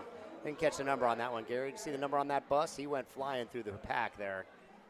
I believe that was number 9, and that would have been Spivey. All right, here we go. A first down, so. Yeah, chunking a lot of clock here. 3.5 Westlake minutes. is knocking on the door. Moving. Yeah, they got to find a way to punch this one in. They've been down in the red zone twice, have only come away with field goals. Rolling to his left. And it's caught up short. Oh, no, there's a penalty on the near about side. The 5. Nah, it's coming back. That's in the vicinity of either offsides or holding. That was the line judge on our near sideline walking out. The crowd just saw it, and we're hearing the boo birds again. Tyler Ross made that catch for Westlake, but it's coming back. Oh, an eligible man downfield. They had this call earlier against them in the game, and it's going to be the same call here. Westlake has had a lot of penalties in this game, starting right from the opening series. Yeah, had 3 consecutive false start penalties to back themselves up in the 1st and 25. That led to a muffed punt, snap on a punt that led to the first score by Owen Pappoe. 2 touchdown passes caught by Corry Jones to Kenyon Jackson is 21 points for the Rams and 2 field goals. 2 trips into the red zone. Gary, if they could punch one of these in, it'd just be a different game right now. They've got to find a way to find, and this is going back. It looks like 2 penalties on that one. Mm-hmm. They're going well back. Look where they're going. Going way back to the 41. No, this started at the 21. They're at the 41. 2 penalties. It was an eligible man downfield and some kind of personal foul penalty. Yep. They tacked on 20 yards on that one, and there goes a beautiful scoring chance. And, wow, that's a tough break with 3 minutes and change left. But we're back to first down, so we'll see if they can do anything with it. Williams takes the snap, looking, he's got to throw, and he fires it way long. It's out of bounds. Now, Gary, I got word that Cajun Lady 1129 is watching her nephew play live. She is in Australia. We are hearing it is 10:31 in the morning in Australia. She's gotten up early, and we appreciate you tuning in all the way from Australia to join us on this live broadcast. Shout out to you and your nephew. Hope you're enjoying this broadcast on Sportal TV. Brian Zwerner here with Gary McKillop. Amir Spivey was again the target on that one. Nice to have an international audience, Brian. Absolutely. We were getting that a lot during the soccer season. We have a big fan base in South America for high school soccer. Here we go. All right, Williams, time. And he fires it, and it looks like it is. I think he's caught it. Nope, they're calling it incomplete. It looked like he had it and then lost it, and came very close to pulling it off. Man, Williams got drilled again. Golly, they are coming so hard and fast after him. The line held a good bit, but, you know, to get that kind of 30, 40-yard pass downfield, he's got to hold that ball a long time, and he has taken a whole heck of a lot of punishment. We were told we might see the backup quarterback, Dixon, known as a little bit more of a running quarterback here tonight. At some point, that's what our advanced scouts over at Recruit Georgia had to say. And, man, if he keeps taking this punishment, he's in a world of hurt out there. Yeah. He's stood tall in the pocket and made the throws and has really hurt him with his running. Okay, we'll see what happens this time. Third and a mile. Third down, yep. Long way to go. Looking, rolling, being chased. He gets it away, and Picked. this time it's intercepted. Yeah, picked. It kind of worked like a punt, I guess, at that point. Yeah. He was being chased again by number 44, the Alabama commit, Kevin Harris. He had no chance there. I guess it's just as good as a punt. It's better to have him pick it off than it hit the ground at that point. Cornerback Jalen Alexander was the one who made the interception. So like you said, Brian, it's probably as good as a punt. Yeah, but just another golden opportunity. They've had 3 trips to the red zone, or I'll call that near red zone on that one. I guess they got to the 21, and 2 penalties backed them up and put them in that situation where, they're in 3rd and 30, and there's nothing you can do with that. And I don't think the Rams are going to let up here with 2:37, Gary. I think they're going to keep going for the jugular. I think you're right. Keep an eye on Kenyon Jackson. He's got man coverage on this near side. Running room right up the middle this time. That's Halyard, rather. And Halyard's kind of put together a nice night, about 40 yards rushing, no receptions yet. But he's been kind of just pounding away, keeping this defense honest, forcing them to keep that number of guys in the box. And that's interesting. That is a timeout called by the Lions, trying to preserve some time and give themselves one more chance. Goodness, I'm not so sure that they shouldn't be happy that they're only down 21-6 and get into halftime here. Exactly. And I'll tell you, they might need a little rest out there, too. Yeah, it is a hot night. It's plenty hot up here. We are excited to have 680 The Fan and SportsX as our sports radio partner for this football season. They broadcast a great high school football game each week. Next Friday at 7:30, they will bring you this number 4 ranked Grayson team hosting the number 1 team in the state, Colquitt County, making the trip up to Gwinnett County from down south. You can listen live to this game on SportsX on your radio at 106.3 FM or 12:30 AM, or the SportsX and 680 The Fan mobile apps. Gary, we will be live as Cedar Grove hosts Lubbock. Cedar Grove, the number 1 team in 3A in the state. They were just on national television taking on the McEachern Indians last week, number star 7A team. That team is loaded with talent, so we've got a great one next week as well. So you can watch us online live while you're listening on your radio to 680 The Fan. There you go. The hits just keep on coming. All right, here we go. It's 2nd down, 8 yards to go. Halyard up the middle. No gain. Maybe a yard. That's going to set up 3rd and 5. I think you're going to see the Lions call another timeout here. Yep, sure enough. They're going to try to preserve time and see if they can get one more crack at this thing. Yep. It's like about 3rd and 5, so. I guess I like Coach Reed being aggressive. Earlier when they did it on 1st down, I wasn't a huge fan, but they got plenty of time here. Let's see if this aggressiveness pays off, if they can get the stop. Give Williams one more chance to try to make something happen before the half. Stick with us at halftime. We've got some great content we'll be running. We'll give you a quick wrap-up, and we'll take a look around the state and try to get some scores for you in some other games. We've got Sportal News reporters out all over the state of Georgia tonight. So we've got some great games. I know our team is out in some really great places tonight. Take a quick peek while we've got a break in the action. Let me see what we've got for you here. We got, let's see here. Roswell up 10-6 at half over the Milton Eagles. That's a good one. We've got someone there. You can keep an eye on that. Looks like Carrollton leading the Buford Wolves 16-14. Big game there going on. Mary Persons tied up 7-7. And this Grayson Westlake game will be live here 21-6 with 2:13 left.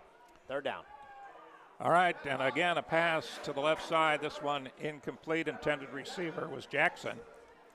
Yeah, Jackson's made him pay all night. He's got 2 long touchdowns, about 100 yards receiving unofficially, and now the Rams are going to have to punt.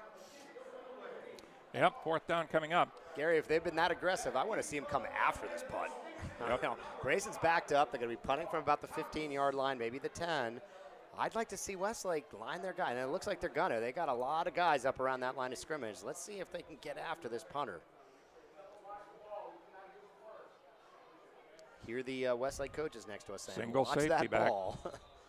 Grayson didn't have enough guys on the field. They're going to have to call timeout. Yeah, they were running a guy in late. Number 20, it looked like, for the Rams, was running in late to help out with the blocking. And they weren't ready for that punt.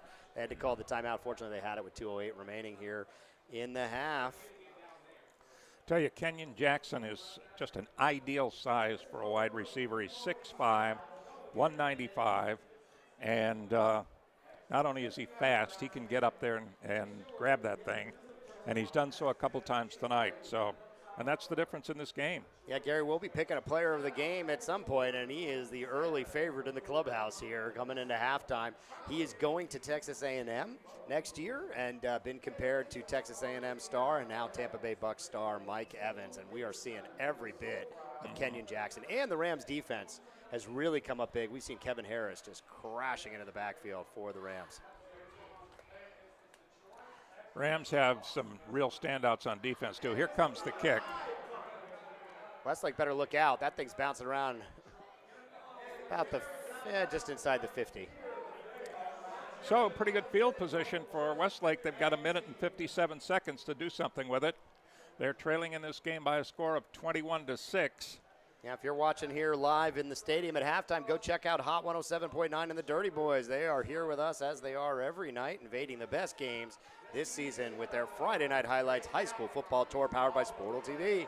For more information on schedule, teams, highlights, visit hotspotatl.com. I saw the tent out front. Happy to have our friends from Hot 107.9 with us every week as we traverse the state of Georgia and bring you the best in high school football here on Sportal TV. All right, they're going to have to take some shots down the field here. Williams under center again. Let's see what he's got. Now let's see what happens. Man in motion. Long count. And Williams looking to run. Now he fires it downfield. Man open. It is caught. And it's going to be a touchdown. Touchdown! Whoa! Williams avoids the rush. The rush was coming hard by Kevin Harris. He avoids the rush, throws the ball into heavy coverage, and the receiver just pulled it away from the defensive back and gets the touchdown. What a great call by Coach Reed. I wasn't sure about it, Gary, but it worked out fantastic for the Westlake Lions, and they will go into halftime with the momentum here. Absolutely. Fantastic throw and catch. And that was Tyson Ross, number 7. It just kind of went up and took it away from the corner. The corner had good position on that play, and he just made a better play. And here's the point after, but this one's going to be blocked. Oh, no. So once again, Westlake has a little trouble with the kicking game. Yeah, they have not had a good time trying to kick these. They may have to start thinking about going for it on these point afters. 21-12 is your score. Another big touchdown pass. This has been a night of big touchdown passes. It's been a heck of a lot of fun here. Westlake going punch for punch with the Rams and finally getting the touchdown. 21-12 is our score. And no matter how you look at it, that was a big score for Westlake, and it puts them right back into this thing. They're only 9 points down, so plenty of time as we, very shortly we'll be going into the second half. They're going to have to be careful now because Grayson can strike quickly, as we know. And you said that was Williams to, who was the receiver on that one, Gary? Did you catch that? I did, and it was Tyson Ross, I believe, number 7. Tyson Ross, number 7. Thank you. Appreciate the spot over there from our guys in the booth. Nope. Oh, sorry, number 13, Caleb Dixon. 13. Caleb Okay. Dixon, sorry. Thank you for that. We need to hire a new spotter here. Yeah, apparently. Caleb Dixon, okay. Caleb Dixon with a great touchdown pass. Really just went up against the corner and just kind of pulled the ball away, and the corner hit the ground, and Dixon hit pay dirt. 21-12. Wow, what'd you think about maybe like an onside kick or something aggressive here for Coach Reed? Is he going to just pound it away? The Rams are all tied up around the kicking zone, thinking maybe something. No. Nope. Here's the kick coming, and this looks like it'll go in the end zone. It does, and Grayson will get the ball 1st and 10 at the 20-yard line. Yeah, we'll give you a quick recap. This game opened with Owen Pappoe, the star defensive player, going in for 6 for the Rams. They made it 7-0. Field goal by the Lions made it 7-3. A second field goal after another nice long run by the quarterback Williams for Westlake made it 7-6. We had our first of 2 touchdown passes in a row going from Jones to Kenyon Jackson, made it 21-6. And then a great long touchdown pass from Williams to Caleb Dixon with 1:45 and change remaining, made it 21-12. That is your score. Let's see if Grayson just kind of runs this clock out. I mean, they're backed up pretty deep in their own territory at the 20. Let's see if they're happy to go into this halftime with the 21-12 lead over the Lions. Corry Jones is still in at quarterback. That's how he heard he's going nowhere. Yeah, and they may just, as you said, Brian, just kind of take it easy here. let the clock run. Yeah, not a bad plan. I mean, they still have they still have a lot going on here. We heard the Westlake coaches; they are excited. They get the ball to start the second half, and that'll be a good opportunity for them too. This time they throw. It's caught up over the 30 to about the 34-yard line, and that's caught by Stinson, the wide receiver. Makes it a first down. Yeah, Jones has moved the ball well, mostly to Kenyon Jackson, but he's found other people out there. Hasn't really done much running with his legs. And here's another pass on the right side. And it looks like it's Stinson again. They got a nice kicker for the Rams, too. If they can get themselves well across the 50, the field goal becomes an option just to tack a little bit of something extra onto this 9-point lead. Clock moving. They don't seem to be in a big hurry here, even though they are passing the ball a little bit. And they're going to try it again. They'll get out of bounds there. Nice play for first down. Jones kind of taking what the defense is giving them. They're out to the 50-yard line here, Gary, and there's still 38 seconds. I'm not sure about the timeout count. Showing 3 on the board, but we know that's not right. So not sure what the Rams have left in terms of timeouts, but they're right around the 50. Stinson's getting a lot of work on this drive and doing very well. And it's 3 straight pass completions for Jones. I'd take a shot up to big number 11 on the far side. They've got safety help rotated his way, but the way he's played tonight, I'd take a shot with him. Now they keep throwing to the sideline to stop that clock, and here goes another one. This on the right side, and it is incomplete, intended. Ryan King, number 10, went King. right through his hands. He had a chance at that one, and he was rolling to the sideline. That would have put him inside the 40 with 30 seconds and change left here. Another big guy. King is 6'4", 203. Ball went in and out of his hands. So nice for Corry Jones to have these huge wide receivers just kind of put the ball out there and let him make a play. About 32 seconds left. A second down. 10-yard to go situation. Ball at the 47-yard line in Grayson territory. Rams firing up the middle. Jones hitting Ryan King. Yeah, he kind of put that ball low to make sure there wouldn't be any defensive help. But you know what, Gary? There was no one near him. And if he kept that ball higher, King would have had a head of speed and with his head of steam. And with his size and speed, something interesting could have happened on that play. But still a nice play, and they'll set up 3rd and short with 23 seconds left here. And they've called a timeout again. So they seem to be intent on making something happen, maybe a field goal. Yeah, if they can get it in the range. I mean, they've got a nice kicker. We've seen his range as he's been kicking on the extra points. He's got plenty of leg. Hasn't had to attempt a field goal just yet tonight for the Rams. But with 23 seconds left around here, I'm still taking one more shot, Gary. I'm going to throw the ball up and see if Kenyon Jackson can get me a 3rd touchdown in the first half here if I'm the Rams. Right, and even if it's intercepted, it would be deep in the Westlake territory, so they would have a long way to go. Absolutely. I'd take a shot. And the way he's playing tonight, you know, the Westlake hasn't shown that they can stop him, even with 2 guys on that last play. I'd let Corry Jones take one crack at it with him. All right, let's see what happens.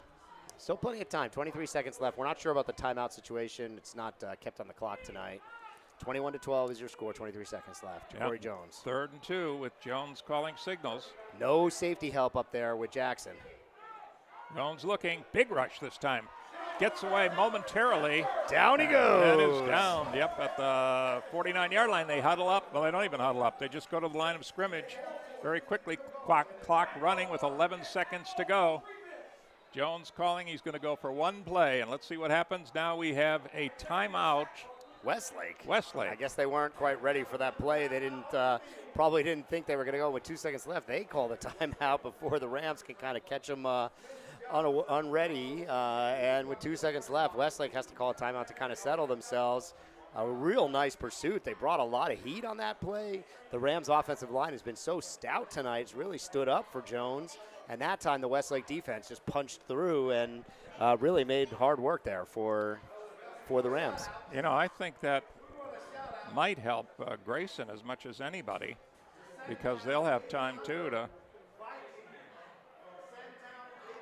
to kind of regroup. Yeah, I mean, it's very hot night here, running close to 90 degrees at kick time. Probably not much cooler than that. Definitely not cooler than that where we're sitting up here tonight. And 110 up here. 110 in the booth trying to bake us. But we will take everything they got. We're having a great time here at the home of the Westlake Lions. We appreciate the hospitality. We'll give you a little bit of the bands at some point here during halftime. We've got some great content from some of the organizations that we work with, doing some great work in the city here. Rams trying to get something going. We'll see what they got. One last play here with 2 seconds. Oh, they pushed it up to 7 seconds now. Ah, okay. Gave him a couple extra seconds. That makes a difference.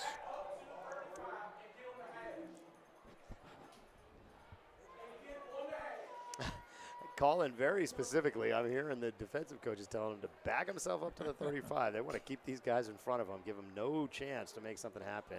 You got 4, 5, 6, 7 deep safeties. Yep. You got 3 guys back inside the 20 and 3 at the 30-yard line. Westlake going into a deep prevent defense here for this final play. Now it looks like we've got 10 seconds, is that right? 4 now. 4 seconds. They're bouncing it around. Referee's trying to get it exactly the way they want it here. Yeah, okay. One last play before the half, and you know where I want him to go. I want it to go to big number 11, Kenyon Jackson. Let's see if they go that way. Let's see if they do it. A little wide receiver screen. Now they go on the left side. He's got blocking. Let's see what he can do with it. Let's see what happens here. Cutting back across. That's Haynes. He's still on his feet. He's going to break it. Room He's on got the left blockers. side to the 20, 15, and he is stopped at about the 3-yard line. Oh, taken down at the 3. Goodness gracious, the clock runs out, and Westlake survives that play at the half. That was huge. What a saving tackle to keep him out of the end zone. Great play, and that was number 16 for the Rams. I believe so, Derek Britt. But there were others involved in it, and the blocking got out in front of him, and he nearly took that thing to the house. He cut through about 10 different guys on that one. Now, the defense was all over the place looking for, I think, something longer, and they come up with that screen, and it surprised everybody. But Westlake managed to stop it right at about the 3-yard line, and that's the end of the half.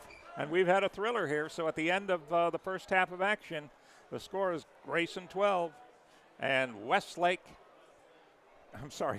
Grayson 21 and Westlake 12. Westlake 12. Yeah, today's game is brought to you by Sportal TV. The Sportal TV YouTube channel has the best live broadcasts, highlights, and features on high school sports. Subscribe now to Sportal TV on YouTube. We hope you're enjoying this game. It's been a great one. It's been Corry Jones, about 160, 170 yards in the air today. 2 touchdown passes, both going about 100 yards in total by Kenyon Jackson. Touchdown run early in the game by Owen Pappoe. And it's been Williams for the Westlake Lions. He's got about 105 yards passing and nearly 80 yards rushing, and got a passing touchdown there that went to Caleb Dixon. So it's been a great game so far. We hope you're enjoying it. It's been a lot of fun for us up here at Sportal TV. Last week we were live as the Mays Raiders steamrolled the Langston Hughes Panthers. The Raiders were led by Terrence Morton, who had 2 receiving touchdowns, an 80-yard kick return for a score. Morton was our player of the week in week 4. Joseph, roll those highlights.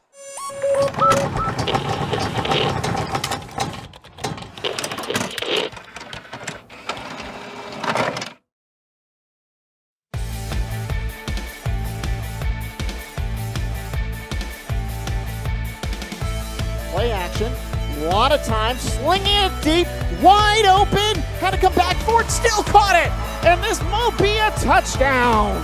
What a great catch, John. He went up, adjusted to the ball, took it away from 2 defenders, and found 6. What a great play to start us off. For the snap, they put it down, it's blocked. It's ironic, the also goes right next door. There's a fall on the turf. McIntyre has to fall. They're saying that the Panthers got that one. And it's Pappoe gonna have to get rid of it.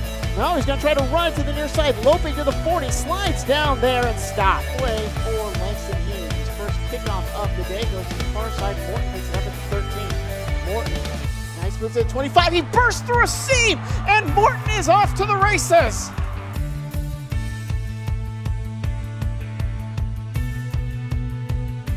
Right next to his right. He's back. He's got time. Steps up in the pocket. Throws on a crosser to Morton. And there's your 2-point conversion 4 on the line, do the race. They're going to stunt a man.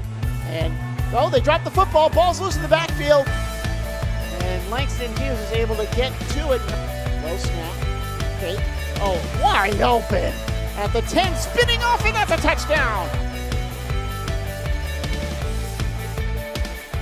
On 3rd and 6. The ball pops out. Ball's loose. Mays is going to get it. Got a man in motion. That's Gunson rolling to the near side. It's complete and upended. Ooh, what a great tackle. Low snap. The snaps really haven't been good for Sherrier. This one's going to bounce finally his way, but Morton's there. Uh-oh, here comes Morton. Finds a sideline seam. 2 men to beat. Pushed out of bounds. Ooh-wee, that had a chance of going no distance. McIntyre on 1st down. Here's room for him, and he loses the football, and it bounces right into the hands of Langston Hughes. Wallace, right in the right place at the right time. 2 yards on that first completion. He's going to throw.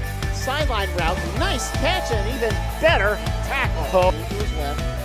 And here comes the blitz. He's running for his life, and down he goes. Yeah, there were 4 Mays defenders so far. Well, he got the 1st down, did Evans. So they'll go. Oh, fumble. Yeah, the ball was out, knocked out of McIntyre's hands, and this could be the 4th fumble recovery for Hughes, and it is. Daniels hands off, trying to get that 4th down. No way. Big stop on 4th down. Oh, here comes a massive breaking through the line, and Daniels on 1st down.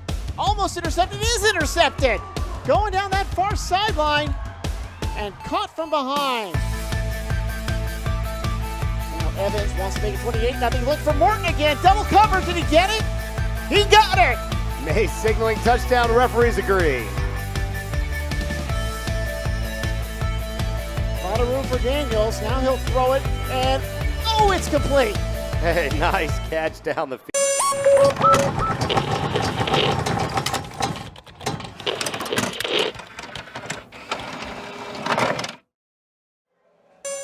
We hope you enjoyed those highlights as the Mays Raiders steamrolled the Langston Hughes Panthers last week. It was a great game of the week, and we got another great one brewing. And we are joined here in the booth by Carl Green, the athletic director here at Westlake, at the Lions Den up here.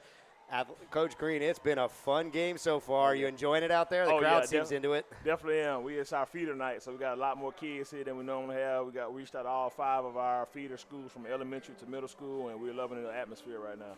Tell us a little bit about what makes Westlake such a special place. I know you love it here. Tell us a little bit about what it makes this place a special place to be. Well, what makes Westlake really special, there's a strong community support. You got alumni that come back. You got a lot of the great people that have been here and been through the years with Westlake, and they just want to see it successful. I've only been here, this is my 2nd year, and I'm blessed to be here just because of the support I'm getting from the community. Everybody chimes in and try to help out. You know, we always ask administrators who come up to the booth to talk to us at halftime to tell us. We know there's so many great kids that have come through this this school here. Tell us a little bit about somebody who's really benefited from the great programs that you run at Westlake that you're really proud of that's come out of this school, or somebody here in the school today that you've really seen grow under the teaching here at Westlake. We have a lot of different kids. I know you hear Cam Newton and Adam Jones and those guys, but Chris Eubanks in the tennis circuit, one of the star tennis players, he came here from Westlake. Our tennis courts are where a lot of the kids are kind of unsung heroes. Of course, in our fine arts department, our band is phenomenal. They are like no other when it comes to traveling. They might even leave tonight and go somewhere and perform tomorrow. That's just what they do. The fine arts department with our dance program, they do such a phenomenal job, and our magnet and our IB and NYP program is very prestigious. I think here at Westlake, it's so much things that happen. I mean, you got kids that go on to be lawyers and doctors and entrepreneurs, and so much goes on here at Westlake. It's more than a sports magnet. It's just a magnet of wealth and growth.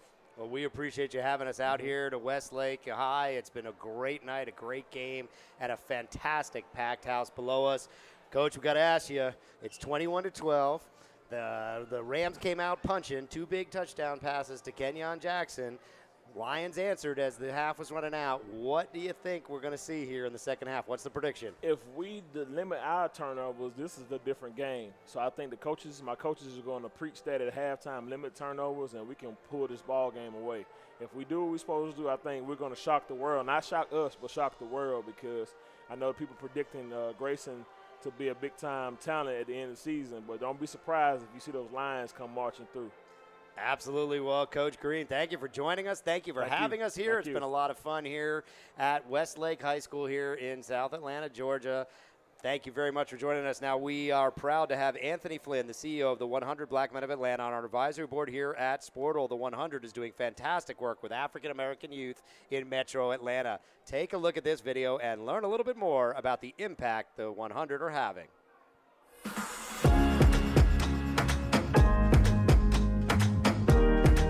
It takes a village, but it takes a village of men. And the 100 Black Men is a village of very good men, strong men that I'm proud to be associated with. Mentorship is the thing that we do that separates the 100 from many other organizations.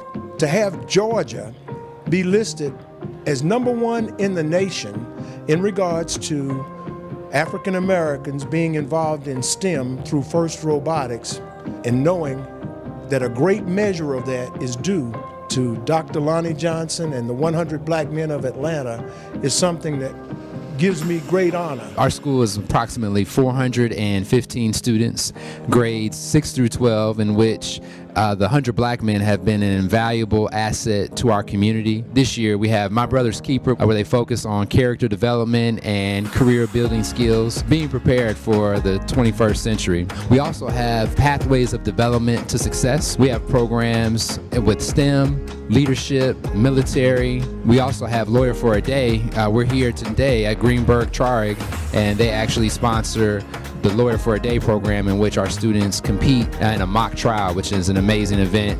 The 100 Scholars Robotics Alliance won the Peachtree District Qualifier event. We've also won the 2017 Excellence in Engineering Award and the 2016 Engineering Inspiration Award. Next to me, Adam Keys, who is going to Notre Dame because of the partnership with 100 Black Men, was able to participate in the Notre Dame Summer Scholars Program.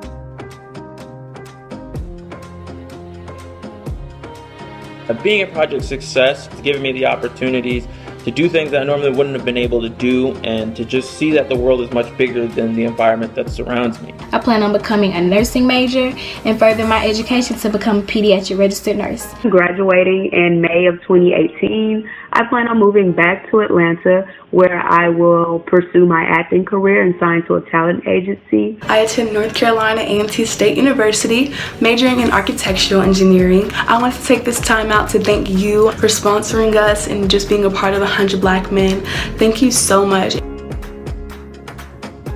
The success of Atlanta's economy is the empowerment and the financial empowerment of an emerging black business class that organized into 100 Black Men. A new kind of leader, a new generation of leadership that takes responsibility for the children who don't have fathers, for the people who can't afford to go to college but who are very, very brilliant young people. We inspire the young people, we try to support them and make sure they can achieve their goals. What they see is what they'll be is our motto, and so the entire mentorship component of the 100, again, is the backbone of what we do. All we're trying to do is to give these kids exposure to something outside of their community.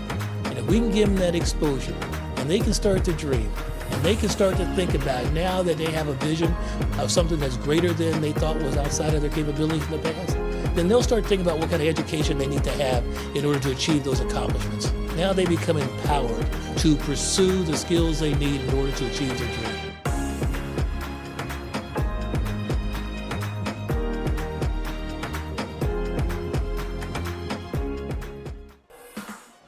That was a look at the 100 Black Men of Atlanta doing great work with African-American youth across Metro Atlanta.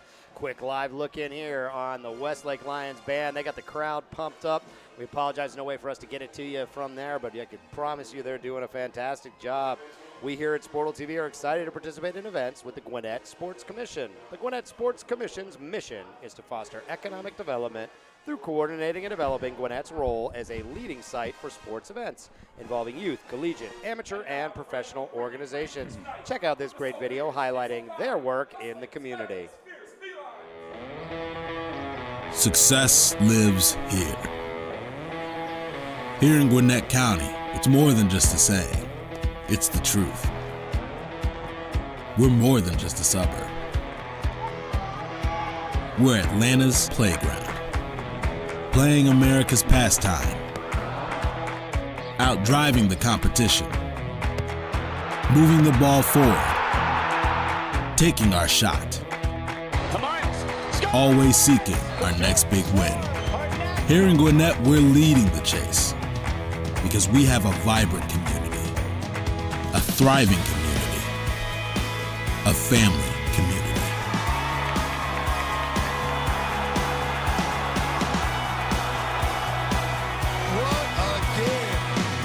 Welcome to Gwinnett. Get in the game.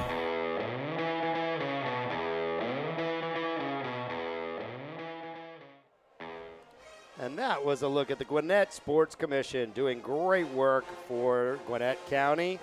Sportal TV is excited to be working with the GHSA and Mizuno to bring you the best highlights from girls volleyball and softball each week. Take a look at this amazing rally between Allatoona and Harrison High. Allatoona won the point, but Harrison won the match. Brought to you by Mizuno since 2003, official athletic equipment company and presenting sponsor of GHSA state championships in core sports of softball, volleyball, and baseball. Roll it, Joseph.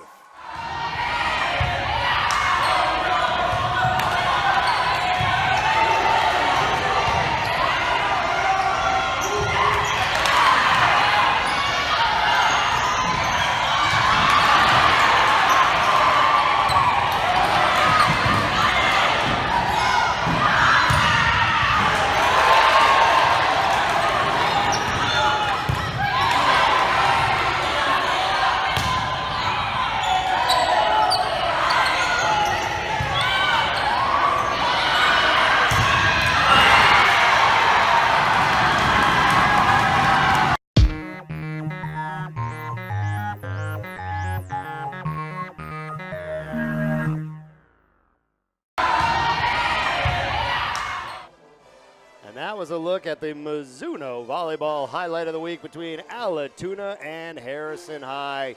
Keep an eye out for those Sportal News reporters. We are out at volleyball and softball this fall in addition to our work on the football field. And we will be live next week. It's a huge clash of the top 3A teams in the state. The Westlake Lions are led by star defensive player KJ Wallace, who is committed to Notre Dame, and three-star linebacker Nick Jackson. They head to DeKalb County to face the number one ranked in the state 3A Cedar Grove Saints. The Saints offense runs through Jaden Hazelwood, the number one wide receiver in the country, committed to Georgia and a top 5 player in the 2019 class. Saints D is led by Alabama commit Rashad Cheney Jr. You do not want to miss this game. Tune in live at 7:30 p.m. on Friday, September 21st, Sportal TV on YouTube. Gary, we are back here. We're about 5 minutes in the official halftime time, and then we'll see another 3 tacked on to give you a quick look here in at the band for the Westlake Lions. Can't give you a good audio on it. We don't want to get into any YouTube copyright violations here. Gary, as you look back at this first half, what stands out at you? Well, obviously the performance of 2 individuals. One, the quarterback for Westlake, Williams, who just did a great job breaking up the middle on a couple of plays. He wasn't able to do it toward the end of the second quarter, but they apparently didn't design many things for him at that point. They decided to have him go to the air, and that didn't work so well. So we'll see what happens there if they, what they do in terms of changing their strategy. And, of course, for Grayson, their wide receiver is absolutely Kenyon stunning. Jackson. Kenyon Two Jackson. catches for nearly 100 yards and 2 TDs. I know, just incredible. So yeah, Corry Jones has that great opportunity to just kind of float it out there and let the 6'5" wide receiver just go up and get it. Yep. And you can't discount the defenses, particularly Grayson. They're big, they're tough. They've gotten into Williams a couple of times. And like you said earlier, he was getting pretty beat up there for a while. He was, but he hung in there, and he's got about 105 yards passing, nearly 80 yards rushing, most of it on 2 big plays. And he's done well to keep him in this game, and I think the Lions coaches who are sitting right next to us in the booth are pretty pleased with where they're at so far. Yeah, I would think so. They certainly could have let this thing get out of hand pretty easily, but they did not. They're only down by 9 points and could very easily get back into this thing. So we'll see what happens. Grayson, however, does get the ball, I believe, right? Yes. For the start of the second half. So they're going to have to use their defense effectively. Yeah, take a quick look around the scores. If you're watching the Sportal TV, at Sportal Space on Twitter, Roswell up on Milton, 10-6 is the score still there. Rome leading 35-29 over Carrollton. That's a good game, big high-scoring game. Still in the first half, 35-29 is the score there. Looks like Mary Persons over Peach County up 28-7 going into the half. We've got reporters at all 3 of those games. Yeah, I'll take a quick peek at the rest of the Twitter feed out there, see if we can catch you a couple more scores. Looks like Mount Perrin up 42-0 over Kings Ridge. Pebblebrook up 42-0 over Lithonia. East Coweta up 17-14 over North Cobb. North Gwinnett beating Walton. That's a big matchup. 2 of the powerhouse teams in 7A. North Gwinnett up 21-14 in the third.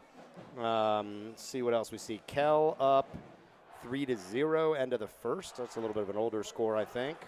Drew High up over Forest Park 15-13 with 8 minutes left in the third. So seeing some movement out there. Woodward up over Henry County 21-0 after a long punt return for a TD. See what else we see here. That's the bulk of what I'm seeing out there. But a lot of action every night in Georgia. Next week we'll see this Grayson team taking on Colquitt. We will have Lovett at Cedar Grove. So a lot of fun games out there. Tell you a little bit about our Sportal Showcase. This Grayson Rams team will be in it. It's a basketball showcase on December the 8th. We will have 10 of the top teams from the state of Georgia coming up to South Paulding High out on the west side of town over by Six Flags for a day of showcase games. All of those games will be broadcast live on Sportal TV. And the headliner game there, Final Four team from 7A Grayson taking Final Four team from 1A Private, the Eagles Landing Christian. That is our headliner game for the Sportal Showcase December the 8th. So keep an eye on that, and we will see the Grayson Rams possibly with Kenyon Jackson, depending on whether they make it to the 7A finals, which happen to be that same day. So that could impact who's out there on the roster. Everyone getting stretched, Gary. It is toasty. I haven't checked I haven't checked what it's like outside, but I can't imagine it's much better than what it is here. Let's see what the Weather Channel official report is. Yeah, still showing a temperature of 88 degrees. No let up at 9:19 Eastern time here. Amazing. Well, yeah, I did step outside momentarily, and it's hot. It's still very sticky. And every so often there's a slight breeze, but most of the time it's still. So it's I know those guys down on the field have to really be feeling it too. Yeah, but both of these squads are big squads, but you still have a lot of the key players playing both ways on offense and defense at this high school level, even with as many bodies as Grayson has. Both teams rolling their way back out. We're seeing an announcement on the field here. You know, I think this is a credit to the coaches, too, for balancing staying in shape, yet making sure that their players are safe. And that's always a concern during this time of year. Yeah, we see the giant Powerade jugs on this near sideline, and everyone needs it out there. It's end of the halftime coming up here, as is tradition in Georgia high school football. They'll tack another 3 minutes on to the clock here once the halftime clock runs down to 0. So a couple more minutes to get the players warmed up. A little bit of a halftime presentation going on out there for the home team, Westlake Lions. We were pleased to have athletic director Coach Green up here in the booth earlier. You hopefully got a chance to hear a little bit about what makes Westlake such a special place. We're having a great time up here. It's been a great game with number 4 in the coaches poll, Grayson, taking on Westlake. Now, if you haven't heard about our coaches poll, Gary, every week coaches in the state are sent a secure anonymous email link from our portal. We use the top level bank and financial security system to make sure that no one, including us, has the slightest idea who these coaches are voting for. Now, those go out, and each coach in the state gets the chance. If you are a coach and you are listening to this and you haven't seen it, reach out to us here on Twitter, hit us on DM, and we will get you on the list to make sure you're seeing it. If you don't see your team being voted on, run up to your coach and tell him, Coach, look for that email from poll@sportalspace.com, and you can get your vote in there. No one, including us, has the slightest idea who's voting for who. But this Grayson Rams team has been flirting at the top of the polls all season. Westlake looking for their chance to break into the poll. So those polls come out every week, usually on Wednesday night. Polls close on Tuesday. So those first email, you'll get an email, coaches, on Sunday morning. Give you a chance to look at all those teams in your state, and then you'll get a reminder on Monday. Get those votes in by the end of the day on Tuesday if you want to be included in our coaches poll. Be interesting to see how the coaches value the games played out of state. I'm sure they have a pretty good beat on what those teams consist of and how strong they are. So obviously that one loss didn't affect Grayson too much. No, it sure didn't. And, look, the top teams in the state right now ahead of them would be North Gwinnett, the defending 7A champ, Colquitt. The two of them have been bouncing back and forth, but North Gwinnett had that loss to an out-of-state team from Florida. Wakiva came up here for the Freedom Bowl and beat North Gwinnett, and that cost them the number 1 spot. Colquitt jumped them to number 2. But we'll see a big matchup next week that'll have big implications for the poll. Won't count for region play, but a great matchup between Colquitt, number 1 in our coaches poll, and this Grayson Rams team. Colquitt making the trip up from South Georgia, so it should be a fun one next week. Keep an eye on that one. Teams are getting ready. Grayson is huddled up down at about the 10-yard line to our left. Yeah, still a presentation going on at halftime. Hearing there is a new principal this year, not just season, but this school year here at Westlake, and they're doing some presentations down there. So the 3-minute of warm-up time hasn't started yet. You'll have a little bit more time. You need to run to that refrigerator or grab yourself a snack here. You got a little bit more time, but you want to stay on this one. It has been a hot game.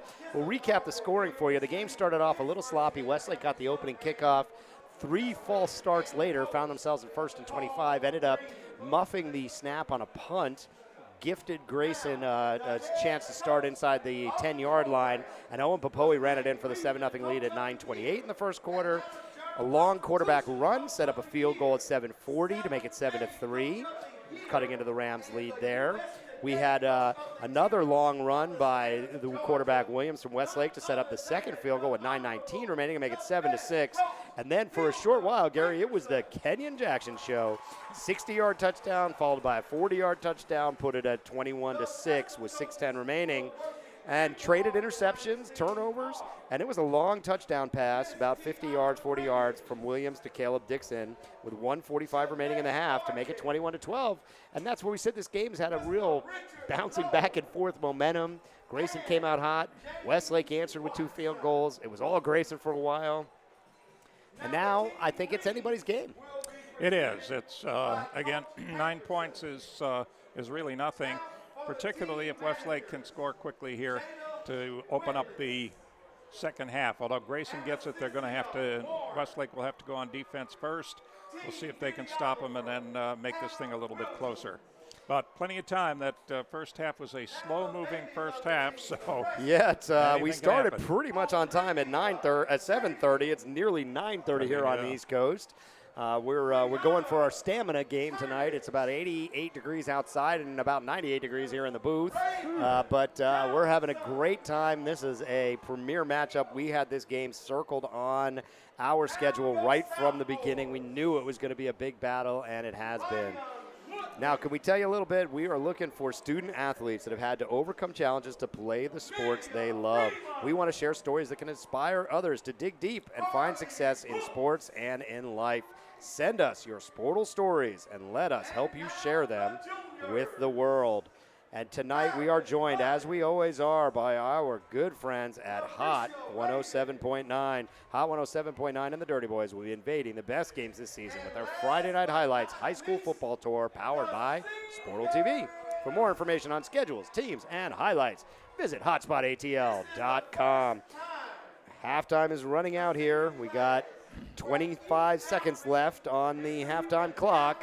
Yeah, the warm-up period is just about expired, but I haven't seen a whole lot of warming up, so we'll see if they're ready to go. There has been a little bit of working out, and in fact, the quarterback for Westlake is throwing the ball down here on the right-hand side. So we'll see what happens. and how much longer before the start of the second half should be coming up very shortly as the ceremony continues down at the center of the field. Yeah, recognizing a number of students here at midfield. Williams warming up down there on the far sideline, trying to keep warm. And it looks like the folks out there, oh, you know what they're doing down there, Gary? They are honoring the Westlake basketball team. The girls basketball team there won the state 7A championship, traveled to New York for the national championship. Great squad out there being honored for their championship. That is what that is down there. We've seen a lot of these teams play. I'll tell you a quick story, Gary. Raven Johnson, freshman point guard on that team last year, her and my son, she played on a boys travel basketball team in 3rd and 4th grade with my son, who plays now at high school. And she was playing with the boys when she was in 3rd and 4th grade, and she was holding her own. Around 5th grade, they decided it made sense to have her start playing with the girls. And, Gary, they had to play her up about 3 grades to keep it competitive. Oh, my goodness. She's short, crafty. She's got offers from over a dozen Power 5 schools as a sophomore, getting ready for her sophomore campaign. Raven Johnson spent a lot of time with her and her family when she was playing with the boys back in 3rd and 4th grade, and wow, did it benefit her. She was the point guard as a freshman, led Westlake to a championship in the 7A classification. They've got a lot of great players on that team. You look down the list, this school has, both schools actually have had championships in a lot of different sports, both girls and boys. So terrific credit to all the people who run these school athletic programs. Here we go. Kickoff in the second half. Grayson's going to take it at the 10. Around to the out of bounds at the 20 or down to the 20. 22-yard line. All right, let's see who has the momentum coming out of the half. It felt like it was swinging a little bit in Westlake's favor as the half was winding down, and they got that score to make it 21-12. 2 missed extra points, though. Real painful. This is a 9-point game, a 2-score game because of those missed extra points. Yeah, this is going to be a big series right off the bat here in the second half for Westlake. They're going to have to try to stop Grayson, which has shown just a lot of power and versatility here in the first half. I apologize. Just 1 missed extra point. It was 2 field goals, a touchdown, and a missed extra point. Jakai Jones is back in at quarterback. And again, we have a slight delay as they look over to the bench. And they've been doing that kind of check with me all game. Yes, they have. Running room on the right side over there. Is that Halyard again? Halyard. You know, on the carry. Kind of waiting for him to break one. We did this spring game with Grayson and Stevenson, Gary, and he was a beast. I mean, it was beast mode Marshawn Lynch style. He got bottled up by a bunch of people, and it didn't make the slightest bit of difference. He just blew through it somehow. So I'd like to see them keep feeding him. I know it's tough with Westlake knocking on here, but I'd like to see him keep working it. Kenyon Jackson is in the slot on the left side. He's got no safety help here. Well, now they're rotating a safety over on top of him. Jakai Jones is calling signals again at quarterback. And the handoff, I believe, is Halyard again. And he gets over the 25 to about the 26 or 27-yard line. That looked like number 16 that time for the change Rams. that. That's You're going to right. be, I don't Jamal have Haynes. Haynes, okay. Jamal Haynes on the carrier. And it is 3rd down and about 4 yards to go. Again, I think we have to keep our eye on number 11. Yeah, well, you know, it's forced them to rotate safety help. They are not going to leave him by himself anymore tonight.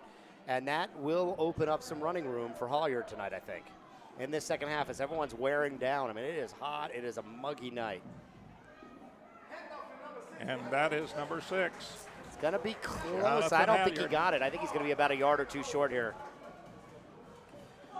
You're right, Brian. He is short, maybe by as much as 2 yards. Yeah, punting unit's coming out. Definitely a big victory coming out of the locker room. And you know, this Westlake coaching staff next to us, Gary, they've been excitable all night, man. They've been pumped up. They've been jacked, and I don't hear it. I want to hear it from these guys. They got the stop there. That was a critical moment, and now Westlake will go back on offense. Now let's see who we have back here. Looks like number 5, who would be Corry Thomas. Right. Uh-oh.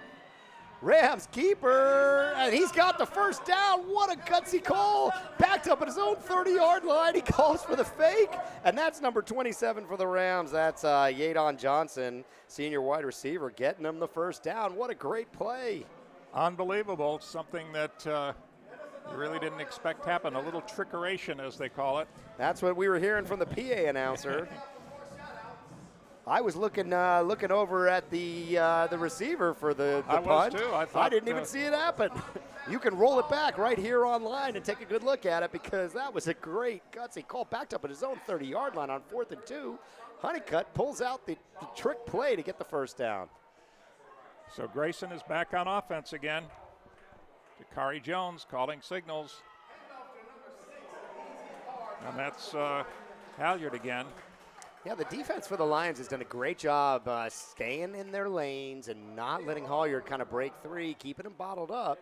It's a tough assignment. He's a strong running back. He's got a lot of power coming into these holes, and one mistake and he can make it pay, and they've done a great job of keeping him bottled up. I like them feeding him. It's getting hot. It's getting long. This game's tense, and I think you keep feeding Halyard, and he'll break one for you at some point. And again, they go up the middle. They go to Halyard, and he gets near midfield. Yeah, it'll be about 3-2. Oh, fumble. Westlake signaling fumble. They say they've got the ball. Well, let's see. Everyone on Westlake says they got it, and sure enough, they do. That is a Westlake fumble. Halyard coughs it up in the big pile. Westlake comes away with it. Looks like number 27, Elrico Riley. Yeah, and with 9:25 left, Westlake will go to work on the right side of the 50, or right at the 50. So even though the fake punt worked, in this case, the fumble gives the ball to Westlake. Yeah, I mean, Halyard was just kind of grinding, trying to get some extra yards there. Westlake stood him up and knocked the ball out, come away with it. This is a great opportunity. I want to see him go right after him here, Gary. And there we go, up the middle, running room, inside the midfield stripe, and down to about the 49-yard line. That's number 21. Nichols. That's a nice run, but I want to see Williams get a chance to make something happen, either with his arms or his legs. He's hurt them both ways. He's got about 100 yards throwing and nearly 100 yards rushing tonight. I want to see them spread the field and let him work some magic out here. Williams faking the handoff and going on the right side. We've got a flag down on the play. Looks like it's going to be some kind of hold or illegal block, I think. It's kind of thrown right at an offensive lineman. He might have actually been downfield before the pass. I can't exactly tell there, but they kind of chucked that one right on the top of an offensive lineman. Pass was completed. Yep, legal man downfield. Completed to Reeves, number 12. Yeah, offensive lineman right in the middle there, just went too early. That's too bad, Gary. That was a nice play, especially on 2nd and short like that to convert the first down. And now they're going to have to line it back up 5 yards back. It'll be 2nd and 8. All right, 2nd down. It'll be 8 yards to go. We've actually seen a couple of those calls go against Westlake tonight. So they got to, these offensive linemen have just got to, make sure they don't get out of there too early. Give them the opportunity there. Because that was a nice play, and that was the kind of play they need to keep these chains moving. Jalen Williams calling signals again at quarterback for Westlake. Got 2 running backs, and he hands off. That has not worked all night. Trying to run up the middle right into the teeth of the size of this Grayson defensive line is just not going to work. I got it. You got to keep him honest every now and again. But on 2nd and long, that's not a good plan, and that's putting him in a 3rd and long there.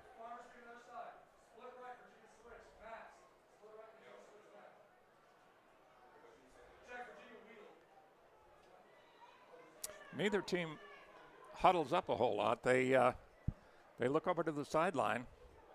Yeah, it's been that kind of check with me type of play that we see a lot at the college level. They kind of line up, see what the defense is doing, look over to the offensive coordinators down there on the field, the offensive coaches. And yep, exactly. Away we go. Let's see if Williams can make something happen. He's been magical. And he's going to fire long, and it's overthrown.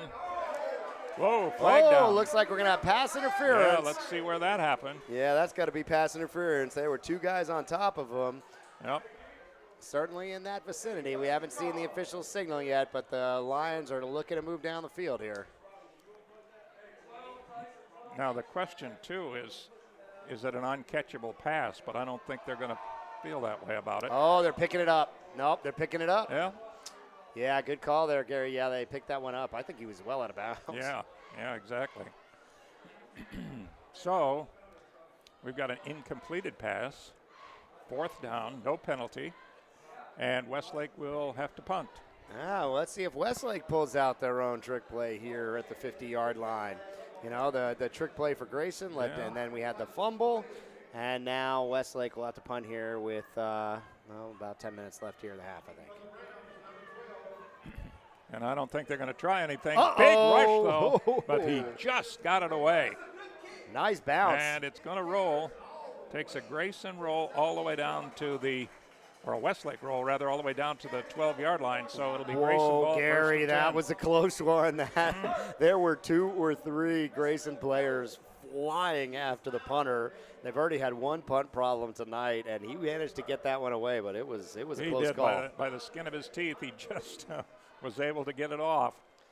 That he was. Hey, in the pregame, we ran our top 5 plays from week number 4. You want to see your favorite team on our top 5 plays video this week? Send us your best highlights via Twitter DM or tag at Sportlespace, and you might see your favorite team on Sportle TV.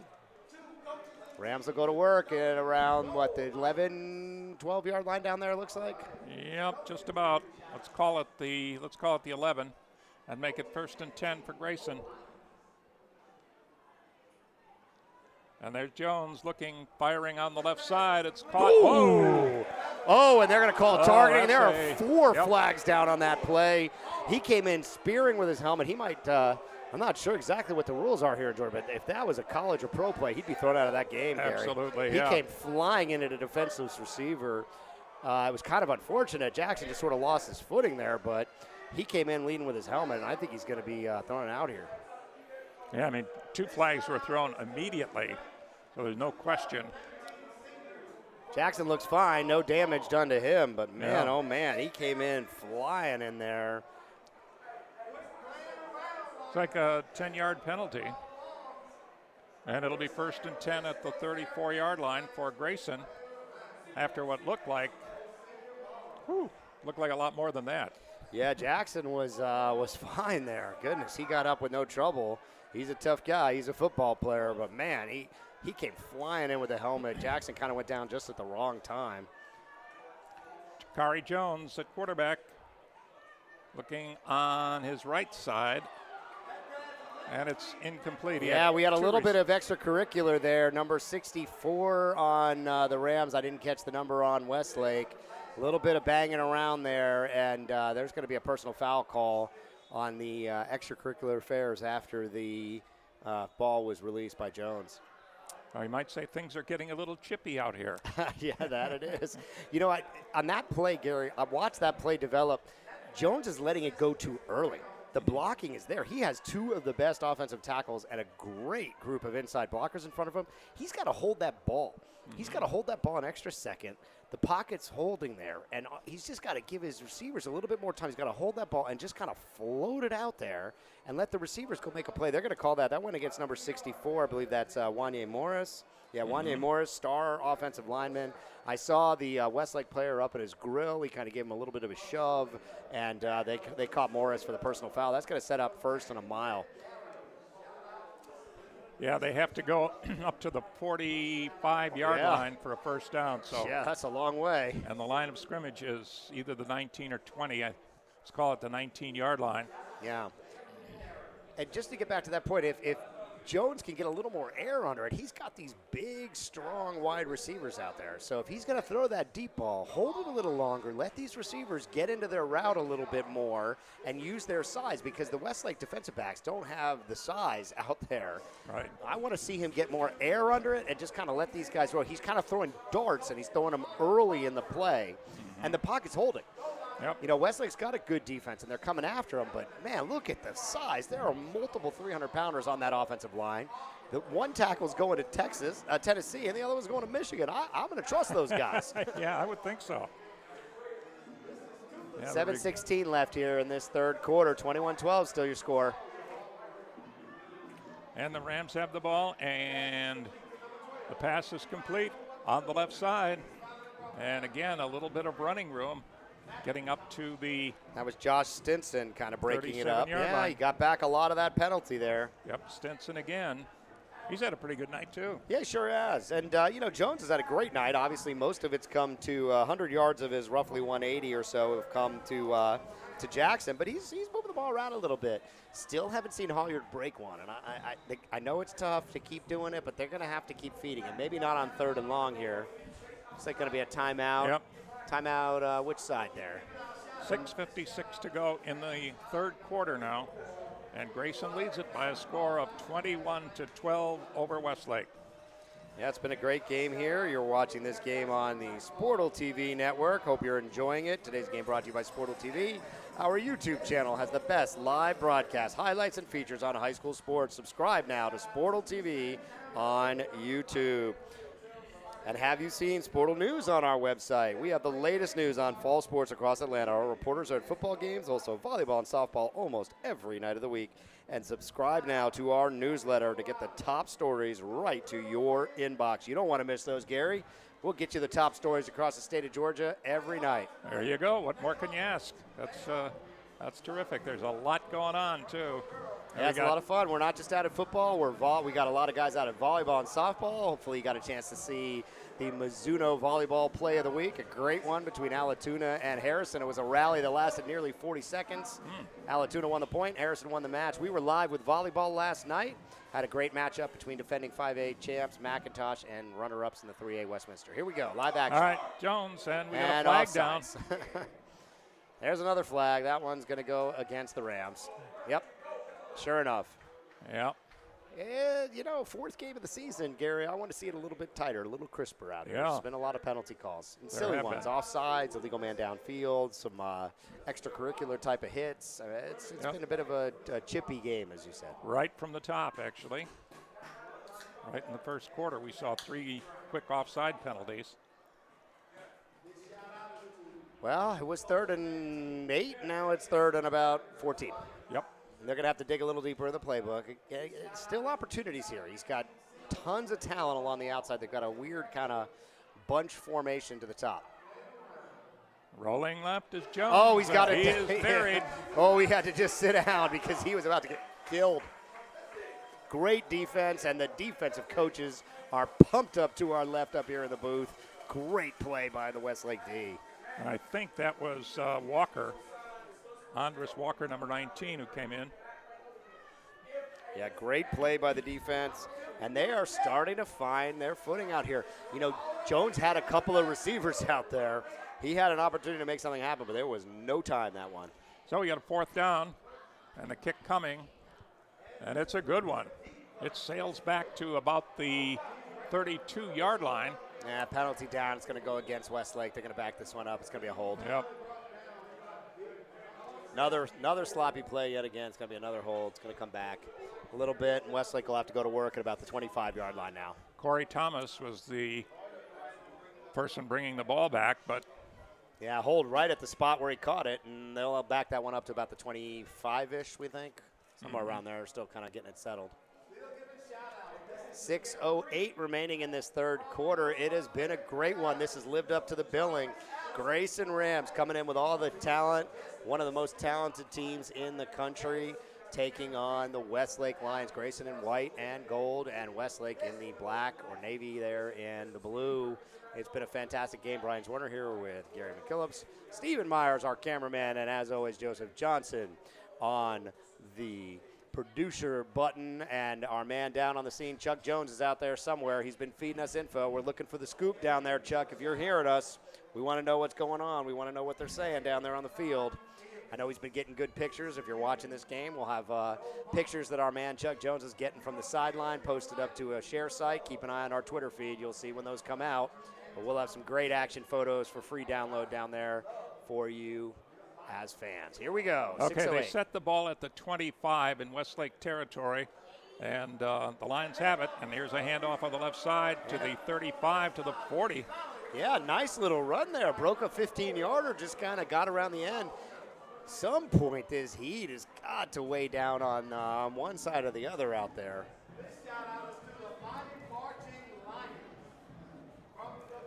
Catch who the runner was on that one? That was Nichols. Yeah, that was Daryl Nichols. Yeah, Nichols is piled up some nice yardage.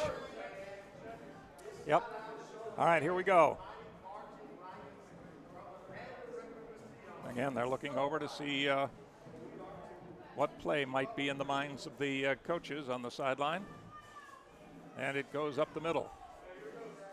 That's okay. That's a nice little run on first down. We'll set up second at about 6. Clock is moving. I know Westlake's down, but I think they'll be okay with a nice long drive here. They got to get 2 scores at some point. Down by 9 here with 5.5 remaining in this second quarter. Second in the third quarter. This start of the second half.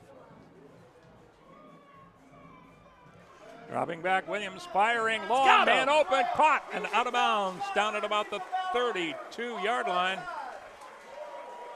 Great catch over there. Yeah, that was a pretty strike. He had his receiver rolling down the sideline. Williams put it right on the money. And that's a first down for the Lions. The crowd is pumped out there. And that was Josh Stinson, the receiver on that, or I'm sorry, not Stinson, but number 21 on Daryl Nichols on Westlake's side of the field. So it's a first down for Westlake as they start to move here in the midway through the third quarter. Yeah, momentum kind of moving Westlake's way. They got to get a score here. Going up top. Williams firing long. Got him. It is caught. Great catch. Down to the 5. He's still on his feet. Woo! Williams is dealing. Great catch down there. Goes to number 9. Number 9 is Amir Spivey. He's been a big player for them all night long. He's got about 75 yards receiving. So now they're in close. They're down to, let's call it the 5-yard line. It'll be first and goal for Westlake. Cutting up the middle. No, he gets hammered. That's Nichols again, I believe, and he gets down to about the 2.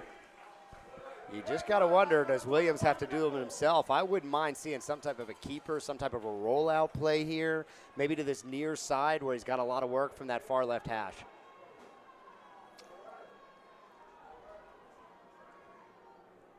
And he's going to keep it. Williams not getting very far. And there may be a loose ball down there. Let's wait and see. Oh, no. Westlake's acting like they might have lost it. Yep, wait a minute. Let's see.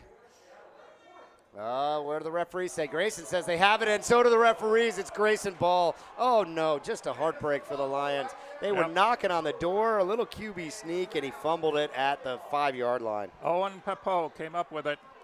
He's the all-around player, both on offense and defense, and this time he made a great defensive play. Oh, man, we knew we'd be saying his name, but for Westlake's sake, we were hoping it wasn't going to be at the 5-yard line. What a great drive, 2 long throws by Williams, and they get nothing to show for it. It's feeling like the start of the first half again. Yep. Tough one. Red zone problems. Yeah, they haven't really been able to score in the red zone, and that has just plagued them all night. 4:35 left. Grayson will go to work deep in their own end zone. Another check with me, looking over to the sideline.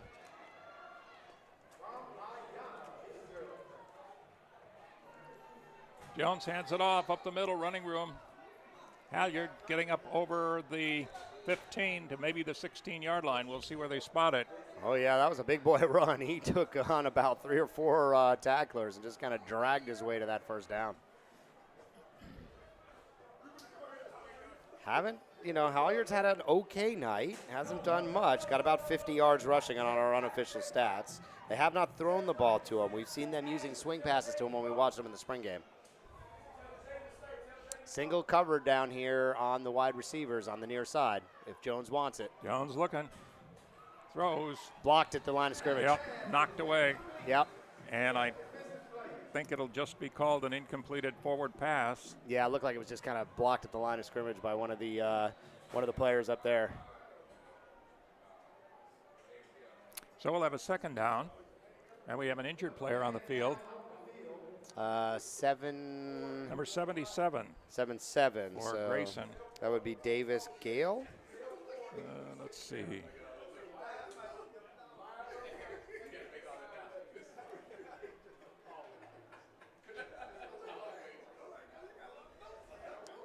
Hard to see from a lot of bodies there. They rolled onto his back there, so we can't quite see.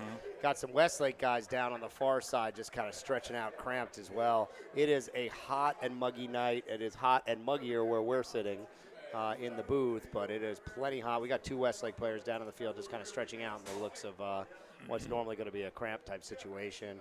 It's been a great game. 4 minutes and 10 seconds remaining here in the third. We had an early touchdown, 9:28 remaining in the first. Owen Pappoe with a touchdown to put the Rams up 7-0. Field goal by the Lions after a long run by Williams made the score 7-3.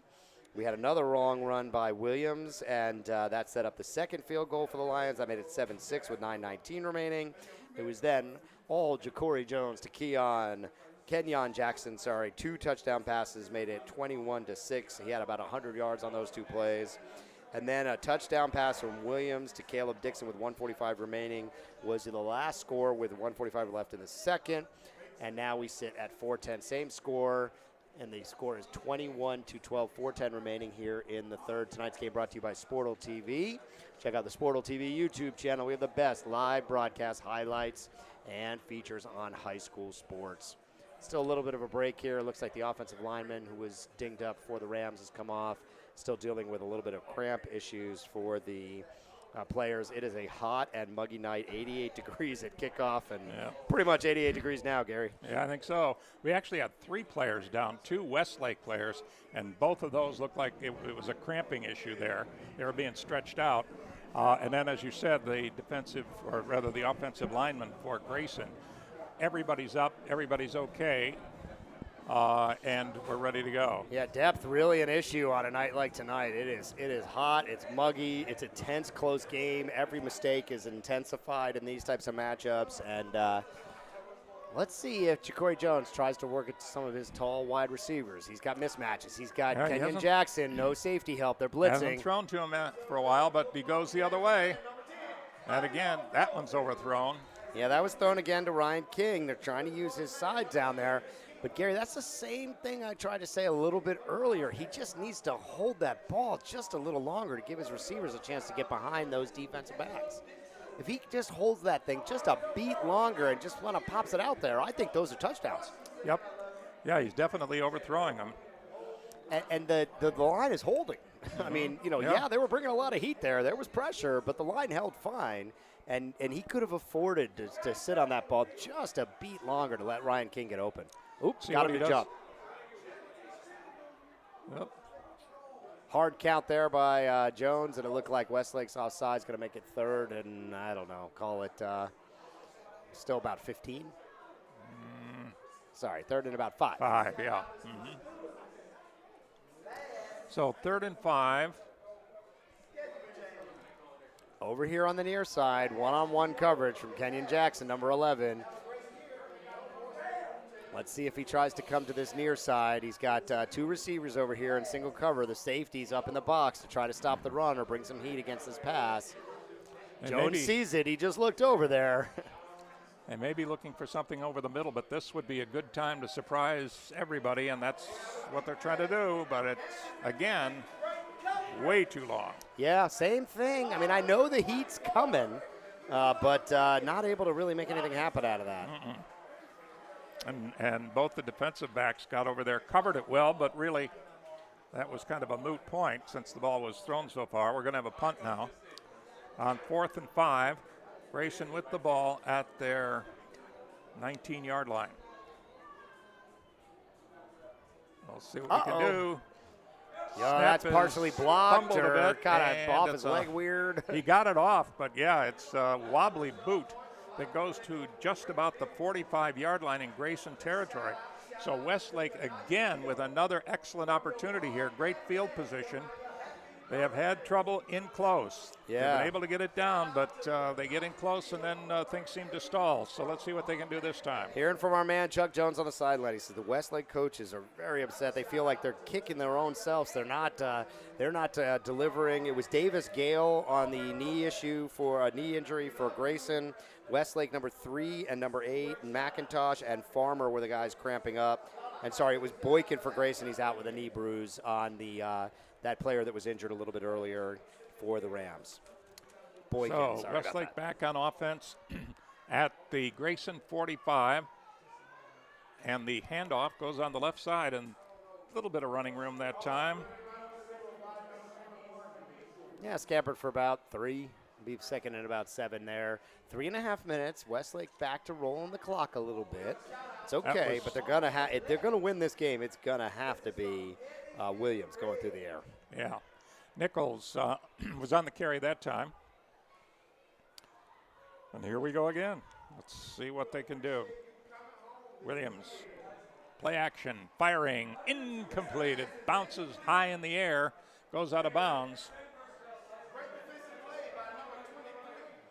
Yeah, getting a couple of scores. If you follow at Sportle Space, the Sportle TV Twitter feed, 42-29, the Rome Wolves opening it up over Carrollton. We got 21-12 is over here. Let's see, 20-16, Milton over Roswell. Back to live action. Gerbig was the one who broke that pass up. And now we've got a penalty coming up as Grayson, I believe. Yeah, Westlake offside. sidelines cheering. They think it's going against Grayson. Sure enough, it will. And that'll set up third and about, call it 2 or 3. Yep. 3:09 left to be played in the third quarter. And it's 21-12. Grayson on top of Westlake. Third down and short here, Gary. They are out of field goal range as far as I'm concerned. This is 2-down territory. You got 2 downs to make these yards. You need to get them, and you need to make something happen here. So they can take a chance. Right. Grayson's crowded the line. I wouldn't be surprised to see him take a shot down the field here a little bit. They really do need 7. They've got single coverage here. If they could just get this the offensive line to hold up, they could try to go over the top here. Let's see. Yeah, let's see what Williams does. He drops back. He rolls right. Got it. him. It is caught.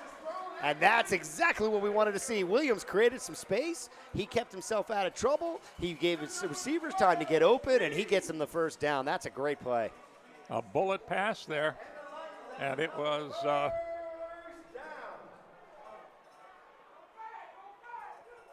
number 12, and that, of course, is Reeves. Yeah, I got Williams unofficially pretty darn close to 200 yards passing tonight. He has played a great game. They have been coming after him all night.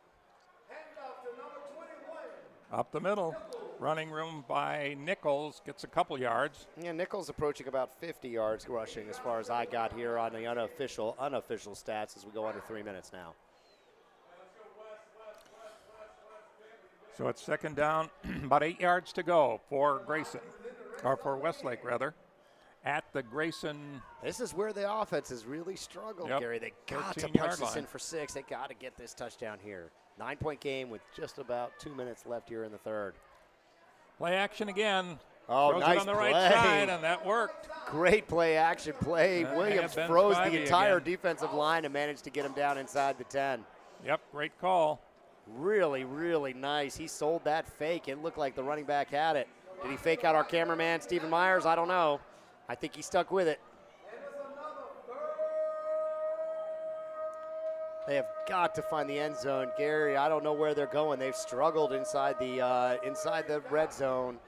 Where are they going to get this? I'd like to see Williams on the move. He's maybe up to that far side. They're on this right hash. He's got a lot of room if he tries to roll left up there. One-on-one coverage with a receiver. Let's see if he can make something happen. And he goes to the man up the middle. And that's Nichols again. Darryl Nichols gets just a few yards on the play. Yeah, still a long way to go here. Yep. Looks like they can get a first down at about the 1 or 2 yard line, so Yep. it's not a goal to go situation exactly, but Second and 10, and this has been their Achilles heel all game, is the red zone trying to get in. absolutely. Yeah, the one touchdown came from well outside the red zone. Let's see what they do here. Westlake moving left to right in the black jerseys. Grayson in the white and gold. Critical moment here at the end of the third quarter. Looked like he almost lost it, but he gets the handoff. Scampering to the Nichols 5. again on the right side. Oh boy, he's down about the 5-yard line. That's going to set up a critical third and about 5. Let's see where they spot it. But it will be, yep, it's just about on the 5. So again, they could get the first down without the touchdown, but it almost looked like an RPO, a run pass option. They kind of threw the ball into the gut of the of them and of the running back, and he almost lost it, Gary. Yeah, he did, a cataclysmic event here for the Lions. Oh. Can't have another turnover down here. Cannot afford that, nope. I don't see the play clock, but and it's got to be getting low. Taking a long time here. Big play on third down. Pass going, end zone, crossover, it is. Is he in? Caught, let's wait and see. Nope, they're going to say he's down, but that's going to be a first down at the 1. Yep. Yeah, the umpires are coming in from the sidelines. They're going to say he's down at the 1-yard line. That was a nice slant play. The Westlake coaches can't believe he came up short there, but sure enough, he's short by about a yard, but it's got to be a first. No, they're saying fourth down? Oh, incomplete. Didn't catch it. Okay. They're saying he trapped it. That's the final ruling. So, oh boy, they're going to try the field goal. They're going to go the field goal, yep. Well, they've got 2 field goals so far tonight, so this is I guess I'm okay with this, but man, it's a disappointment. Another trip to the red zone. They got to at least get 3 out of this one. Cut it to a 1-score game.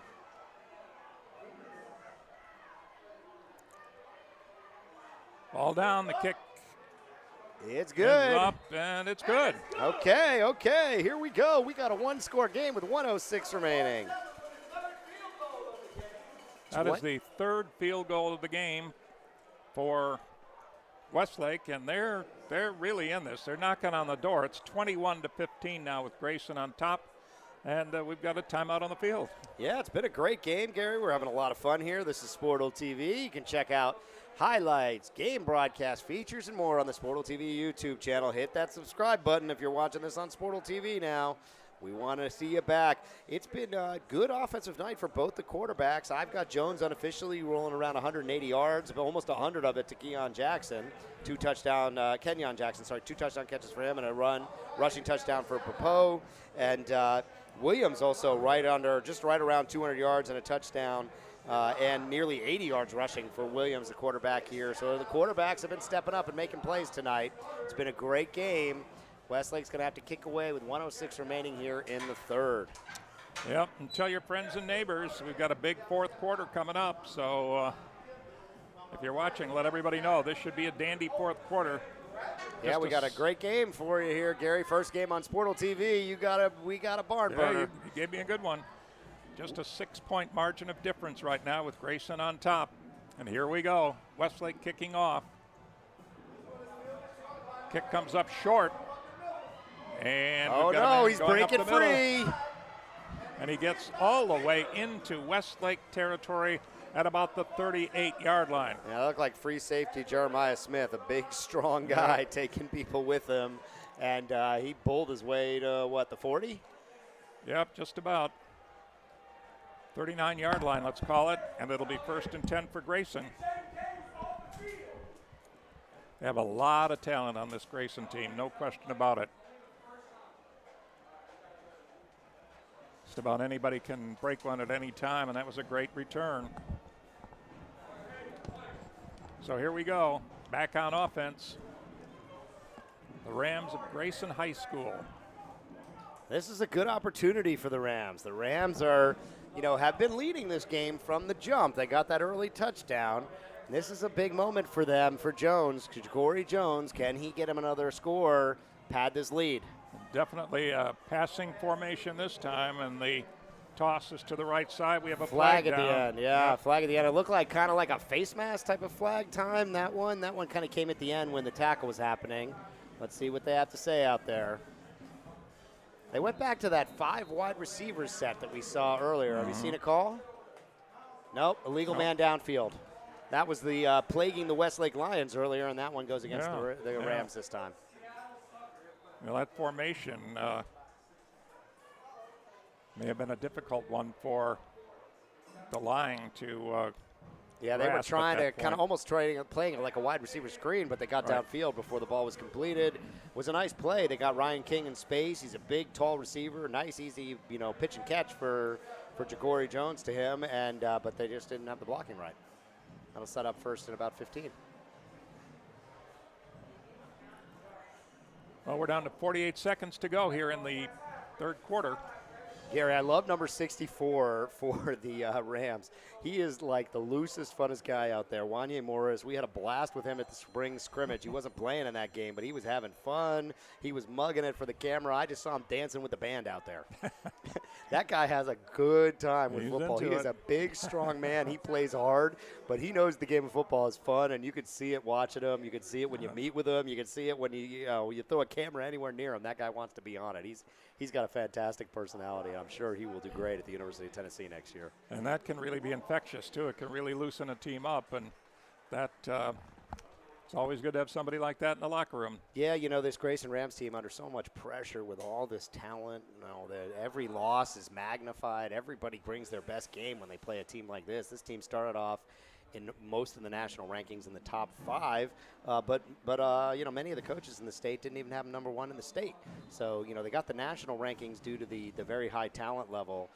But everyone wants to see there's still a lot of talent at the 7A level. Westlake's got something to say before it's done. North Gwinnett and Walton are going at it right now. Those are 2 teams with a chance. North Gwinnett, the defending champ, and Grayson will have to take on another early season challenge. They'll be playing Colquitt, number 1 in our coaches poll and undefeated right now, next week, and that game's on 680 and SportsX, the radio station there. Well, they're not overlooking this one for sure, but they have a battle on their hands, no question. Jones, the handoff. Now Halyard gets back maybe 4 Halyard of it. again, Jonathan Halyard. Does it feel to you, Gary, like he could break one? I mean, I felt like there's been a couple of plays where one guy's made the play, and if he didn't, I don't know what happens, because that guy is tough to bring down in the open field. If he could break through this line of scrimmage, look out for Jonathan Halyard. He hasn't done it tonight. No, and it seems like he's getting more than he actually is. On that carry, he only picked up 2 yards. Yeah, I got him unofficially around 60 on the night. Well, not bad. He breaks through there quickly. Yeah, 2 seconds left, 1 second. That's going to be the end of the third quarter. Fourth quarter is going to decide this one, 21-15. We got a 1-score game coming to you live from the Westlake Lions Stadium. It has been a fun one.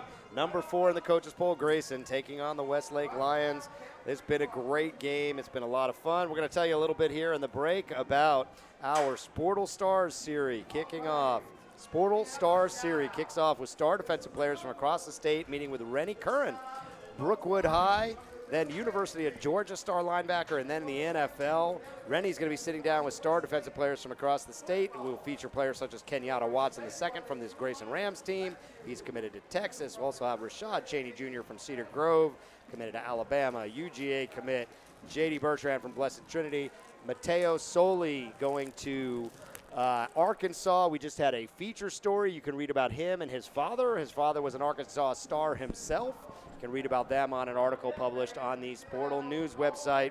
Keep an eye out for the Sportle Stars series dropping in October on Sportle TV. We hope you're enjoying the night. It's been a great game so far. Brian Zorner here with Gary McKillop, Joseph Johnson, our producer, Stephen Myers, and our man on the sideline, Chuck Jones, getting us the word from down low on the sideline. Rams about to go to work at about the 40-yard line, second and long. All right, here we go. Start of the fourth quarter. Only 6 points between these two teams. Pass to the left side, running room that time. It was Stinson. And Stinson looks like he may be down on the field. Yeah, we're hearing from Chuck Jones that cramping has been a major issue. It is super hot and muggy out there. Number of Westlake players been dealing with that. Heard also from Chuck, the Grayson coaches were disputing whether that last field goal went through the uprights, Gary. But Chuck said Chuck Jones, our man on the sideline, was right underneath the uprights, and he said, no doubt whatsoever, that one went through. And coaches, if you're not sure, go back and look at it on the replay on Sportle TV. You can watch it right here. We got a pretty good view from up here in the box, and sure sure enough, that one was good, even though the Grayson Rams didn't think it wasn't. I think that's another cramping situation down there. It is. Sure looks like it, yeah. It is in the high 80s. It's got to be near 80% humidity as well. And there is just no breeze, nothing to cool us down here tonight. And there's been very little substituting. I mean, at least in the backfield. I think they've been shuffling in and out some linemen, but I'll tell you, these guys have shown a lot of endurance. Yeah, it's a hot night. Grayson has a huge roster, and they haven't really gone terribly deep in it. A lot of these guys both playing on both sides of the ball. Westlake also a large roster, not nearly as large. But Grayson coming all the way down from northeast Gwinnett, probably, I don't know, Gary, took you and I at least an hour to get here from where we live in central Atlanta. Grayson's at least an hour past that, so 2 hour plus ride in Friday night traffic to come play this game. But it's a hot night. Everyone's trying to stay cool on the sidelines and avoid cramping and, get those fluids, maybe something wacky, pickle juice or something like that, whatever it's going to take. Whatever it takes, you're right. I don't know if this is more than a cramping situation or what. It might well be. It's hard for us to tell from up here. Got a couple of people around the player on the ground. I didn't catch. Did you catch a number there, Gary? No, I didn't. And he's blocked from view right now. Oh, it's number 64 for Grayson. That's Wanya Morris. We were just talking about him. He is down on the field for Grayson. That is their big star left tackle. But he's up and he's moving. Wanya Morris, he's moving around. He looks okay. He's coming off under his own power. That was Wanya Morris, number 64. We had just spoke about him, one of the top offensive linemen in the country, ranked in the top 10 by most of the recruiting services, committed to University of Tennessee. And we said, just a great kid. We met with him in the spring, so hopefully he is okay. He has come off the sideline at least for a little while. Grayson's got plenty of big bodies to throw in, but watch that left tackle spot. Wanya Morris held that down all night. Jakai Jones again calling signals. The ball is spotted at the 35-yard line. It's in Westlake territory. Jones drops straight back and incomplete, intended for Kenyon Jackson. It bounced right out of Jackson's hands and it landed gifted into the hands of the corner for Westlake.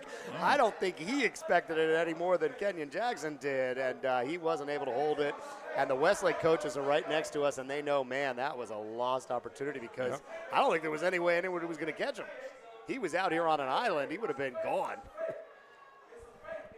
Even the great ones miss it from time to time. Oh, they're trying to call timeout. And here's the kick coming, and they're trying to angle it out of bounds, but I believe, well, wait a minute. It may have hit that looked like it bounced in from here. It hit the goal line and bounced back. Ooh, the Westlake team up here, the coaches know they dodged one because it looked like it was going to be a fake. All the guys to our left were screaming fake, and there was a guy uncovered, Gary, on this near sideline. They didn't have anybody in front of him. The Westlake coaches up in the booth were screaming, timeout, timeout, timeout.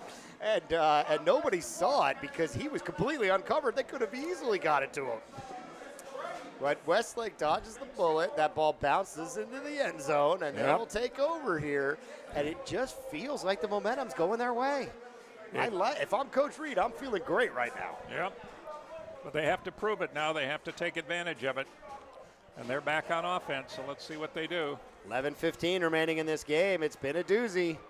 And slight mix-up with the handoff goes up the middle. Yeah, they've been doing these kind of RPO type of plays where they kind of put the ball in the gullet, in the gut of the running back, and they lost one earlier in the game. And man, I don't want to see them doing this anymore, Gary. I don't think my heart can take it. We need we don't need those kind of plays right now. That's right. That was Nichols again on the carry. Another check with me. Looking over to the sideline, trying to see where the play is. They got it spread. 4 receivers in. Williams calling signals. See what he does. Drops straight back. And he fires. It is, I believe, incomplete. Yep. Williams got pounded there. They were coming hard after him. They are coming hard after him all night. Grayson D stepping up big. It's second down here. So the receiver also got pounded hard. I believe it was number 12, Reeves, and he is down on the far side. So we'll see how serious that is. Again, it looks like it's a cramping situation. They're stretching out his left leg. We'll try to take a quick look around, see if we've got any scores anywhere else. Looks like 22-0 is your final. Roswell over Milton. Big game up there. That's a nice one. We've got some finals. Dutchtown beating Union Grove 33-10. Stockbridge 28-7 over Eagles Landing. Salem 26-10 over Hampton. Woodward blowing out Henry County 52-7 final. Locust Grove over OLA 47-27. Luella over Druid Hills 25-3. And Jones County over Woodland 24-14. Great finish in that Roswell-Milton game. Check out the Sportal TV at Sportalspace on Twitter. You can see the final plays. Number of those there being covered by our guy up there. I think it was Rob Grubbs at that game. Some nice work there. A lot of good highlights from around the state. Hope you're enjoying this game here on Sportal TV. We've got a doozy. It is 21-15, 10-26 remaining. Looks like there's still a Grayson player down on the field. It is a hot and muggy night here in South Atlanta at the Westlake Lions. Everybody is getting a little dinged up out there. It's been a physical game, and we will come back. It'll be 3rd down and 10, I believe. Grayson's huddled up on the far side, getting a few instructions. Yeah, I'm using this time as a timeout here. We will be live next week for a big 3A clash as the Lovett Lions, led by star defensive player KJ Wallace, committed to Notre Dame, and 3-star linebacker Nick Jackson go into DeKalb County to face the #1 ranked Cedar Grove Saints. The Saints offense runs through Jaden Hazelwood, #1 wide receiver in the country. He is committed to University of Georgia. Their D is led by Alabama commit Rashad Chaney and a number of other talented players. You do not want to miss this game. It will be live, 7:30, Friday, September 21st, Sportal TV. Hope you're enjoying this. We're putting tonight's game out on Periscope. There's some issues with YouTube tonight with their technology, and we've decided to go with Periscope. We hope you're enjoying it. It looks like the viewership numbers have been pretty darn good, and we may just stick with this. It's been fun for us to put it up on Periscope, where you can also see our updates from across the state. We had reporters out at a couple of the different key matchups, and we do that every week. We're also out at volleyball and softball during the week. So don't miss a moment of the top sports in high school across Georgia. Gary, your first role here in Georgia high school football. What do you think? The talent has been hot, huh? First of all, the game has been outstanding. The atmosphere is just terrific here. Again, a great crowd. And, of course, part of the, the pageantry of high school football are the bands and the cheerleaders and so on. And I don't know if our screen caught it, but there was one of the cheerleaders from Westlake was doing the flips. Oh, my gosh, she must have done 20 of them. Yeah, and like from the 30 to the 30. I mean, she was really good at it. So the bands are big for both these schools. They got great bands out here, and Westlake will go back to work on 3rd and long. Yep, here we go. Williams, and now we got another flag. Let's see what this one's going to be. This game hitting 10:20 now on the East Coast. Started at 7:30 on time, but it's gone a little slow. We've had some injuries, had some cramping with this extreme heat we're dealing with still here. It may be middle of September, but it's still plenty hot in Atlanta. They'll back them up 5 yards, 3rd and 15. All right, 3rd down and 15 yards to go. The ball is at about the 15. And we'll see what they can pull out of their hats this time. With Williams calling signals again, man in motion. He drops straight back. He fires right up the middle. The ball is knocked away, so an incomplete forward pass. Yeah, Owen Pappoe was just right there to blow that play up. You know, I saw the coaches from Westlake. They were pumped up. They thought they had a matchup that they could exploit. The Rams have been attacking this offense so fast. They tried to set up a screen over the top of it, but Owen Pappoe, #1, was right there to blow that play up. And now they're going to have to punt from deep in their own end zone. And the back man to receive, Gary, he's at the 35. Not respecting this punt coming out of the end zone. Not at all. Well, the last one was a little shaky, so we'll see what happens this time. Yeah.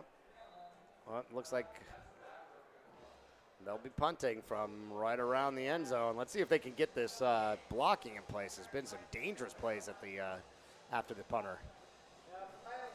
This time it's a pretty good one, but it goes only to about the 43-yard line. Yeah, I had to call a fair catch there. That was Rams number 12, Josh Stinson. But, hey, fair catch at the 42-yard line. You're on the right side of the 50. You got to feel pretty good about that. Oh, yeah. Coach Honeycutt. Yeah. And considering from where it was punted, which was almost the goal line, it was a pretty good kick. Yeah, not a bad deal there, all things considered. And, the Rams will go back to work. Early on, the offensive pyrotechnics were coming from Corry Jones to Kenyon Jackson. They haven't really been able to get much going on it. Westlake's been rotating 2 guys over to him most of the time. Let's see if they try to spread the field and find an opportunity. Do you see number 64? Is he back out there for the Rams? I do not. They may have to re-kick this one. Yeah, apparently so. Yeah, looks like they're going to re-kick it. So, yep, the kicking team's going to come back out. Not sure what the call was. Must have been a hold of some sort. And they're going to re-kick this. And that's going to give the Rams another chance to come flying after this thing. Mm-hmm.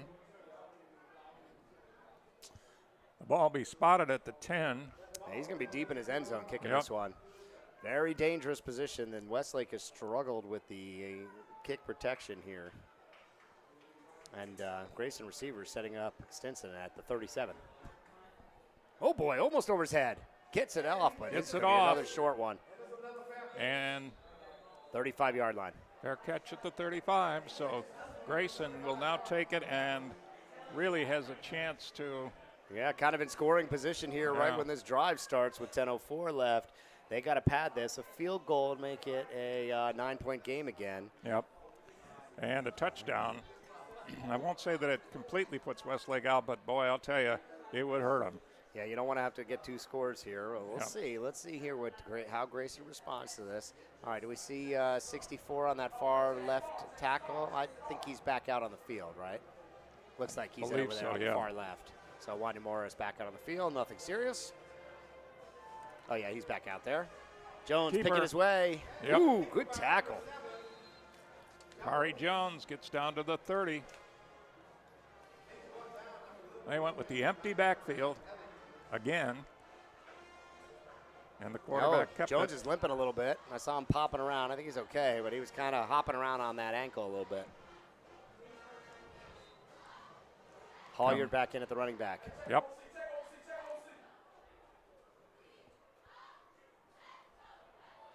Now we got another momentary, well, not a timeout. They're just, again, looking over the bench. We do not know how much time is left on the clock. And the pass is incomplete. There's a little bit of something going on after the play there. It looked like Trente Jones and one of the defensive ends. Yep. I don't know if Jones is hurt. He's bouncing around down there too. That's big number 74, Trente Jones. Yeah. On the right tackle, another star player for the Rams. He is committed to, Trente Jones. I'm drawing a blank for a moment there. I'll have to look at my notes. He's committed to Michigan, top 50 recruit. And he's down now. That's the right tackle. It was the left tackle before Trente Jones. He got kind of tied up in there with a linebacker for the end for Westlake. And we'll have another injury time. And I think it's got to be partly the heat. It's just taking a lot out of everybody out here. No question. That's number 74, big offensive tackle. Trente Jones committed to Michigan. He's down. I don't think it's anything super serious. He's bouncing around a lot. I don't know if it's the cramps. We've had a lot of players cramping up. We've been hearing that from the sidelines, from our Chuck Jones down there on the sidelines. It is a hot and muggy night here.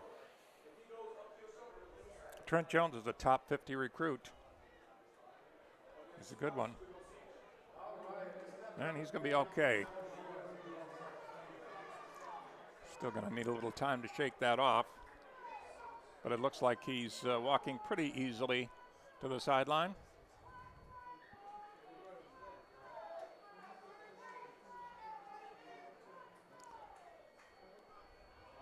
(21-15) is the score. Grayson is on top over Westlake. 9:19 to go in the game. And that'll set up 3rd and about 5 here. Yep. And it's going to be Jones calling signals again. Now he's got a single back, and he fakes it to Halyard, and yeah, he's going the wrong direction. That play's going nowhere. Great job by the Westlake defense. They're pumped up next to us. And that was a great play. Now it's 4th down at about the 35. They're out of field goal range. I don't think they want to punt this. Yeah, it looks like the punter's coming on. Yeah, 4th and 10. So they have a ways to go for a first down. So they'll probably try to stick it down near the goal line again.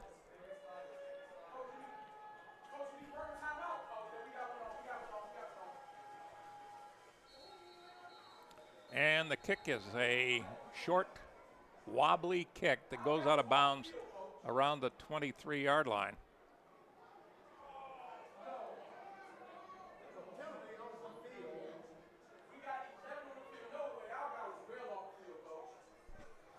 The coaches next to us here are they saying there are too many men on the field? I don't see any flag, though. Not sure there.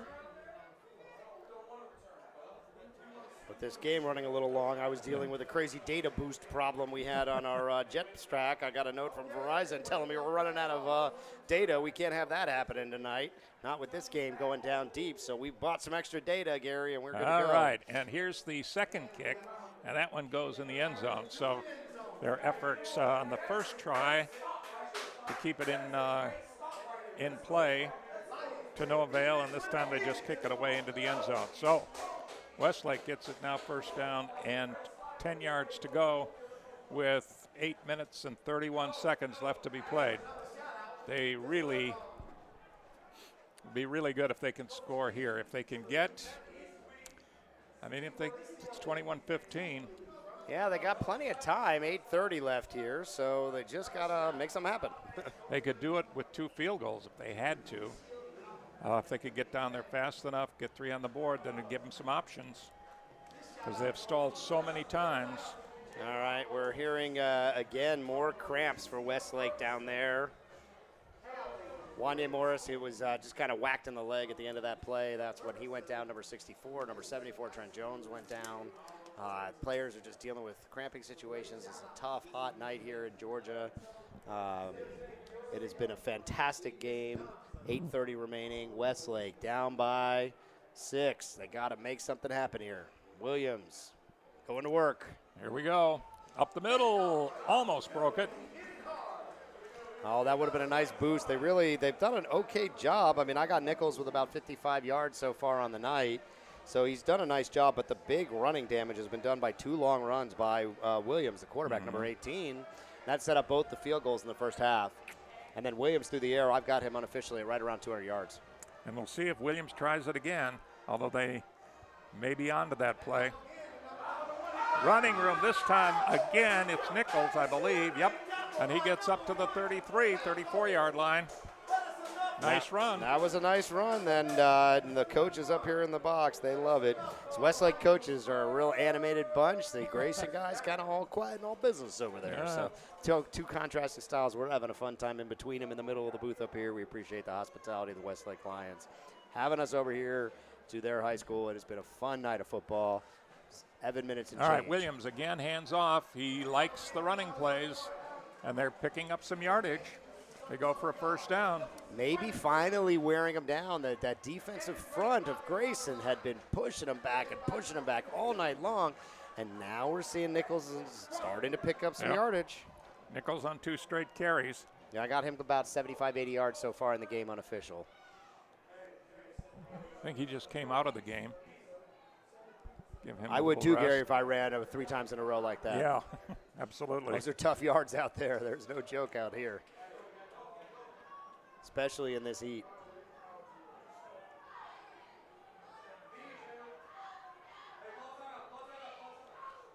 Westlake's going to call timeout. Yeah, they didn't have the play they wanted. They didn't like the way that woman's lining up, and the timeout was called. We heard the coaches up here in the booth. 7 minutes remaining in this game, 21-15. We are in for a big finish. Stay with us here live on Sportal TV. We hope you're enjoying it. Sportal TV YouTube channel has the best broadcasts, highlights, features, and more from high school sports across the state of Georgia. Subscribe now. If you're watching on Sportal TV, hit that subscribe button, please. Next week, we will be live for Love it. Taking on Cedar Grove. It's going to be a big matchup. That's a region rival game. Those two teams have each won state championships in the last few years, so that's going to be a big one. We are looking forward to Love It coming over to DeKalb, taking on Cedar Grove. We are hoping that we get a little bit of a cooler evening over there, Gary, because it is smoking hot here That tonight. would be nice, yeah.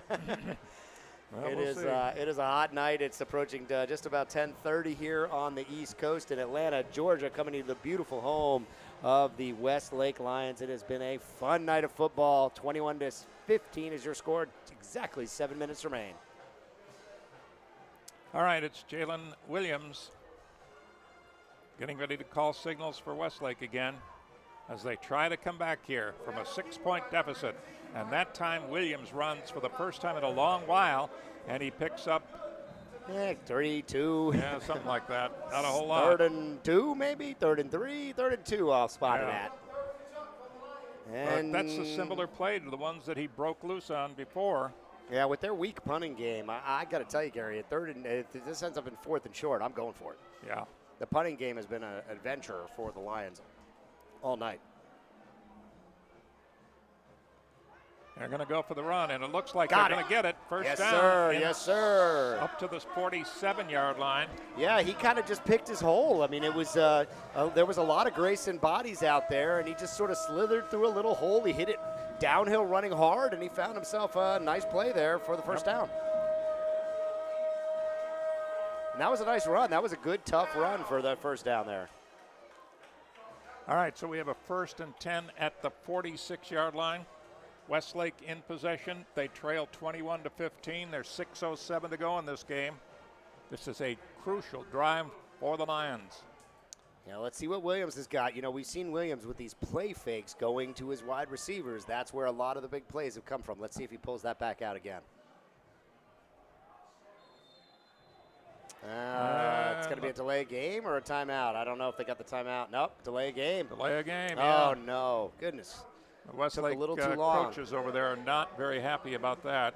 Yeah, they've been running this kind of check with me. Both of them really have. They get up to the line of scrimmage. It's a pretty common thing in both college and the pros nowadays. Look into the sidelines, and I have no idea where the play clock is. We can't see it from where we are. It must be at the field level somewhere. Yep. I can't find it. No, I'm I looking can't all either. over the place. I haven't seen it all night. Oh. It's got to be beneath us somewhere or below us because we can't see it. But it obviously ran out on him, and that's 1st and 15 now. Yep. And the ball is now at the Westlake 40. And they get it off just in time. Now it looks He's like throwing. a He's reverse. throwing. He's going to throw it. No, he's not. Wait. Now he's going to try to run with it. He's got blockers. He's got blocking. blockers. He's got a He's to blockers. the outside, the 50, crowd's the up. 45. Oh. And out of bounds at about the 38-yard line, but there's a flag down somewhere. Oh, no. Where? At the end? It might be a late right hit. at the I didn't end see of the it. play, so that might, let's just see what happens. It looked like that might be a pass. I thought so, too. He rolled out to his right. That was the Spivey. quarterback went out for the ball, but I don't think it was coming his way. Nothing was there for Spivey. He reversed field, and all of a sudden, he had a wall of blockers. It turned out to be one of the better plays of the night. What's going on here? Yeah, if that penalty doesn't go against them, and I didn't see what the call is. Offsides. No. Yep. Wait. Oh, wait a minute. Offsetting penalties. Offsetting penalties. So the ball will go back to the original line of scrimmage. Oh, no, they're going to replay the down. Yep, and they'll replay it. Oh, no. So. Oh, that hurts. Such a momentum play for the Lions. Great play by Spivey on a broken play. Coaches for Westlake are unhappy. Yeah. Westlake trying to calm the crowd down. Williams, he's poised out there. He's signaling to everyone, take it easy. We still got this. It's 1st and 15. We got plenty of time here. Again, he wants they've just had to cool out. They've had 2 penalties, one for delay of game, and now this for illegal procedure. So this is not good. Fortunately, in this case, it was offset, but still. Yeah, negated a good 5:33, play. 1st and 15. They need yardage here. Yep. They're going to run it. He's got a little bit of a hole there. All right, all the way down. He got about 13. And that, once again, is Daryl Nichols Yeah, Nichols, I've got close to 90 yards. He's having a really nice game. And Gary, he's not far away from breaking one of those. No, he's not. I mean, he has really provided some spark here for Westlake. They're now inside Grayson territory at the 48-yard line. Second and a little short. I'd like to see him fake the run and go over the top here. That feels like it worked early in the game. This is a good opportunity with second and about 3 or 4. Oh, no, it's on the ground. Ball squirts out. It was a bad snap, rolled on the ground, and fortunately for Westlake, Williams was able to fall on it. Oh, no. Yeah, that'll set up third and about 5 or 6.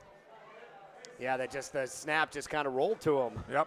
And he didn't want to take any chances there. He knows this is a critical point in the game. Live to fight another down. He just fell on top of that, and that was a veteran move. Actually, looks like about 3rd and 8 now. So yeah, that rolled a long way. Yep. And that clock keeps running. Still smart play by Williams. You have no upside in attempting to try to pick that thing up and make something happen. Right. All you're going to do is get yourself blown up. I mean, you gotta live. You got third down here. The clock is rolling. This is probably the last chance for them, but it's 3rd and 8.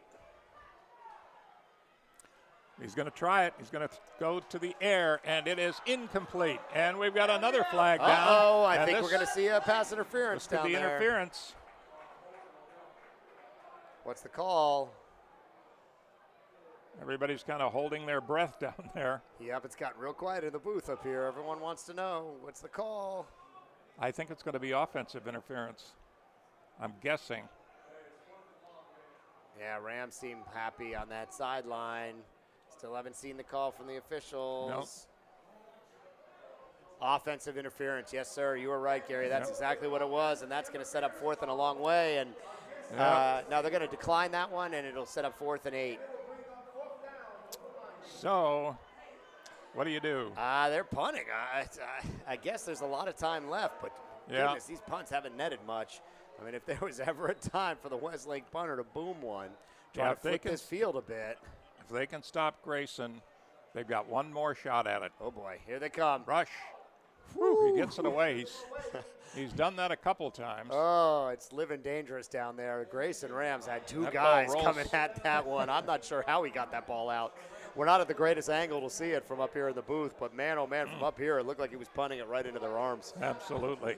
The ball rolls dead at the 19-yard line, so Grayson's got a long way to go to score, and we'll see if Westlake can hold. All right, hearing from our man Chuck Jones, he says Westlake is really giving the referees a hard time. He says it's fortunate for Westlake coaches that the referees can't actually hear what they're saying because they're giving them a hard roll down there on the sideline. Chuck is down there. He's hearing every word of it, and I guess they haven't liked these calls. It seems like more of the calls have gone against the Lions tonight than the Rams, and Westlake isn't having it. So Jakai Jones comes back in. And he will lead the attack. And the handoff goes to 24, number 24. And that's going to be Matthew Duffy. Yeah, I believe you're right. That's who it is. Yeah, haven't seen much of him. No, not at all. Carrying the ball, but in a critical moment here, going with him. He's a senior, 5'11", 165, I believe. And here we go on a 2nd down. Grayson, tick, tick, tick, letting this clock run down. 3:23 now. They're in no hurry. They're going to. We don't know where the play clock is, but Grayson must because they're letting it tick down. Going to be close to 3 minutes before they snap this one. Again, they keep the ball on the ground.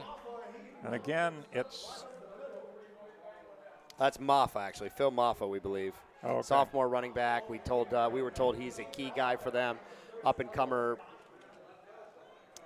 We didn't get an official roster. I believe that's number 24 is Maffa tonight. Oh, okay. Yeah, we've got Duffy listed in the 250. This is a huge 3rd down play. 3rd about 3. Yep. It's getting loud down there, Gary. I love it. And here's Jones calling signals again. Big play now. Another check with me. They're looking over to the sidelines, trying to read this defense. 2:30 and change. Jones to go to work. Here we go. Here's the snap. Pitch out, left side, and I don't know. I think he got it. Yeah, I think he got it. He gets over the 30 to about the 31-yard line. Westlake coaches say he's short over here. Grayson's still. Well, let's see where the knee touched. Oh, they're calling it 4th down. 4th and about 1. It was short. Great stop by the Westlake defense. They will get the ball back. Where's the timeout call, Gary? I want to see the timeout here. This clock's running. 2 minutes, 2 minutes and 5. Click, tick, tick. They're not calling the timeout here. They're letting this clock run. They're going to see if they can make it. No. Oh, they're letting too much time go. Oh, they're going to go for it. Grayson's going to go for it. This is a huge play deep in their own end zone. No way. They're calling timeout. They're going to punt this. Call. Gary, that's they're just trying to draw them off sides. There's no way they're going for this at their own 30. Yeah, I think they wanted to waste as much clock as possible and see if they can get him to jump. Yep. See if they could get him to jump. Hey, I know Grayson's got a big, beefy offensive line, and you got to feel good about your chances of getting a yard. But man, oh man, you can't take that kind of risk here, can you? For Coach Honeycutt? I don't think so, but apparently they did. What will be interesting now is to see if Westlake can pull off one of these big plays of theirs. I mean, that's what they've relied upon. And if they can spring somebody loose, at least that's what they're going to hope to do. They will get the ball probably, let's see, I would say 35-yard line, something like that. A lot of drama here right at the end. It's been a great game. It's been a great game. We're having a lot of fun up here as Westlake takes on the Grayson Rams. Grayson at first lined up like they were going to go for it. It looks like they're going to bring in the punting unit here with 1:49 remaining. Now, Westlake's got nobody back. Deep. Yep, they got nobody back. Nope. Just going to let it roll. I guess. And just try to block it. But that one went straight up in the air. It's going to come down around the 50-yard line. Going to bounce a little bit Grayson's way. Yeah. And ooh, to the 35. That was a lucky bounce. Grayson roll to the 35, and that's where Westlake will start on what could be its final opportunity here to tie this thing up, or actually to take the lead. If you're just joining us now, it is going to be a big finish. Westlake down 21-15. They've got the ball with 1:37 remaining.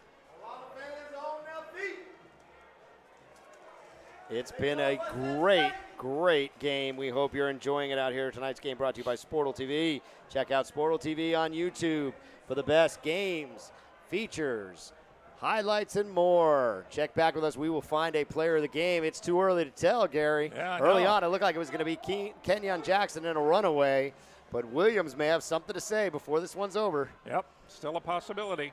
And he goes back. He's going to throw it long. If he can get it away, he does. Oh, no! And it is incomplete. Oh, boy, that was almost the ball game. Yep. You know, I liked the play. I was looking forward earlier on the last drive, that fake to the running back. But, man, oh, man, it was big. Number 44, Kevin Harris, coming like a freight train. He'll be patrolling the defensive line for Alabama next year. And, man, he came free, Gary. He had a free shot at him. He did. Williams got it away, and it was an errant pass, and it could easily have been picked off by number 23, Alan Smith. Well, that stops the clock. 2nd and 10. 1:29 remaining. Does Westlake have more magic? Can Williams pull something off? Oh, no! The ball gets away. He's going to have to jump on that. And he was able to save it. Oh, boy, that's going to set up 3rd and a mile. It's going to be 3rd and about 20-something. Yep, with 1:16 and the clock's running. They got to call timeout here and settle and make sure they get the right play here, because this is a critical time. This clock is moving. They're letting it run. 1:10, 1:07. The coaches don't seem to agree with me. They're going to let this thing go. A lot of time coming off the clock. Yep. A lot of time still going. Under a minute now. Less than a minute. And it's more than 3rd. It's like 3rd and 70 to go now. 75. No, 3rd and 20-something. Here we go. 20-something, but here we go. It's going to be the bomb. Nope, he's going to keep it. He's going to run with it. He's got the wheels, and he goes Okay, gets out of bounds. It'll be 4th and about 9 seconds. for all the marbles here. 4th and about 9 for all the marbles. This is it. Yep. If he can't get this first down there, this game's going to be over. That's right. That's all she wrote. It's 4th and 10. So will he try to run it again, or will he just throw it? He hasn't had that much luck through the air. So we'll see what happens. He's had 2 really huge runs. Everybody on their feet here for Westlake, hoping 40 that, seconds left. Something can happen. It's getting loud. Looks like timeout taken there. We got timeout, right? Yeah, this is it. 4th and 10. They can't let anything go here. They got to get the best possible play. You know, Williams had those 2 huge scramble runs in the first half. That got them 2 field goals. Field goals aren't going to do it now. 40 seconds left, down by 6. 4th down from their own 35-yard line after the bad snap put them in a deep, deep hole on 3rd down. Williams made back about half of it. Yep. But this is it. They got to find it. And then even Gary, even if they get this first down, they got to get out of bounds. I mean, the clock's running down. They have to, yeah. We don't have a look at timeouts remaining here, but I'm not sure they've got more than 1 left. I think you're right. They do have enough on the clock if they can play it properly. We'll see. They'll have to get it out of bounds, like you said, Brian. Yeah, they're going to have to do that or something moving. I guess they could run up and try to spike it or something like that if they need to. Yeah. Here comes Williams, number 18. He's been magic tonight. He's got about 200 yards through the air and almost 100 rushing. Let's see what he could do on this 4th down. 4th down play. Fans on their feet on the Westlake side. 1 stop for Grayson for the win. Let's see. Here we go. Looking, fire. No, he's not going to get going away. down. Buried. That's it. Yeah, that's going to do it. Yep. Jalen Williams was just covered up over there. The Grayson D comes up with the huge sack, and that will seal the victory for Grayson. 21-15 will be your final. They just have to kneel this thing out. It's been a great game. Westlake Lions have played up to the challenge, and this is the kind of game that they can really build on for next year. Yeah. I mean, sorry, for the rest of the season, for the playoffs. They've got a great opportunity to advance deep in here. We've got a player down on the field for the Lions. I can't see who that is over there. Kevin Harris, by the way, was the man who made the tackle. Oh man, if you are an Alabama fan and you are looking what Kevin Harris has done, man, he was listed by our advanced scouts at Recruit Georgia as an elite pass rusher with great speed off the edge, and Kevin Harris has delivered all night long. I'm tempted to say he may end up being our player of the game tonight with that one. Done a tremendous job, and he's had Williams running for his life all night. Yep. And apparently there might be a personal foul down there. I saw the flag come out. Everybody kind of, the Westlake players were kind of jawing over there. Yeah, all the coaches in the booth are packing up on both sides up here. So if this is somehow extended, nobody's ready. Yeah, exactly. Well, it's there's still an injured player down, and that's really what's causing the delay here. So we'll see. Yeah, it's been a fun game. We hope everybody's enjoyed it out there. Tonight's game brought to you by Sportal TV. Sportal TV has the best live game broadcasts, replays, highlights, and more. Tune in to Sportal TV on YouTube. We hope you're all enjoying it. Coaches up here are convinced this game is over, but there's still a little bit more time left, 33 seconds. See. They're kind of reassembling just in case. Yeah, they sure are. Westlake, Grayson next week will host number 1 in the state, Colquitt County, a big-time matchup. Westlake will take on Newton.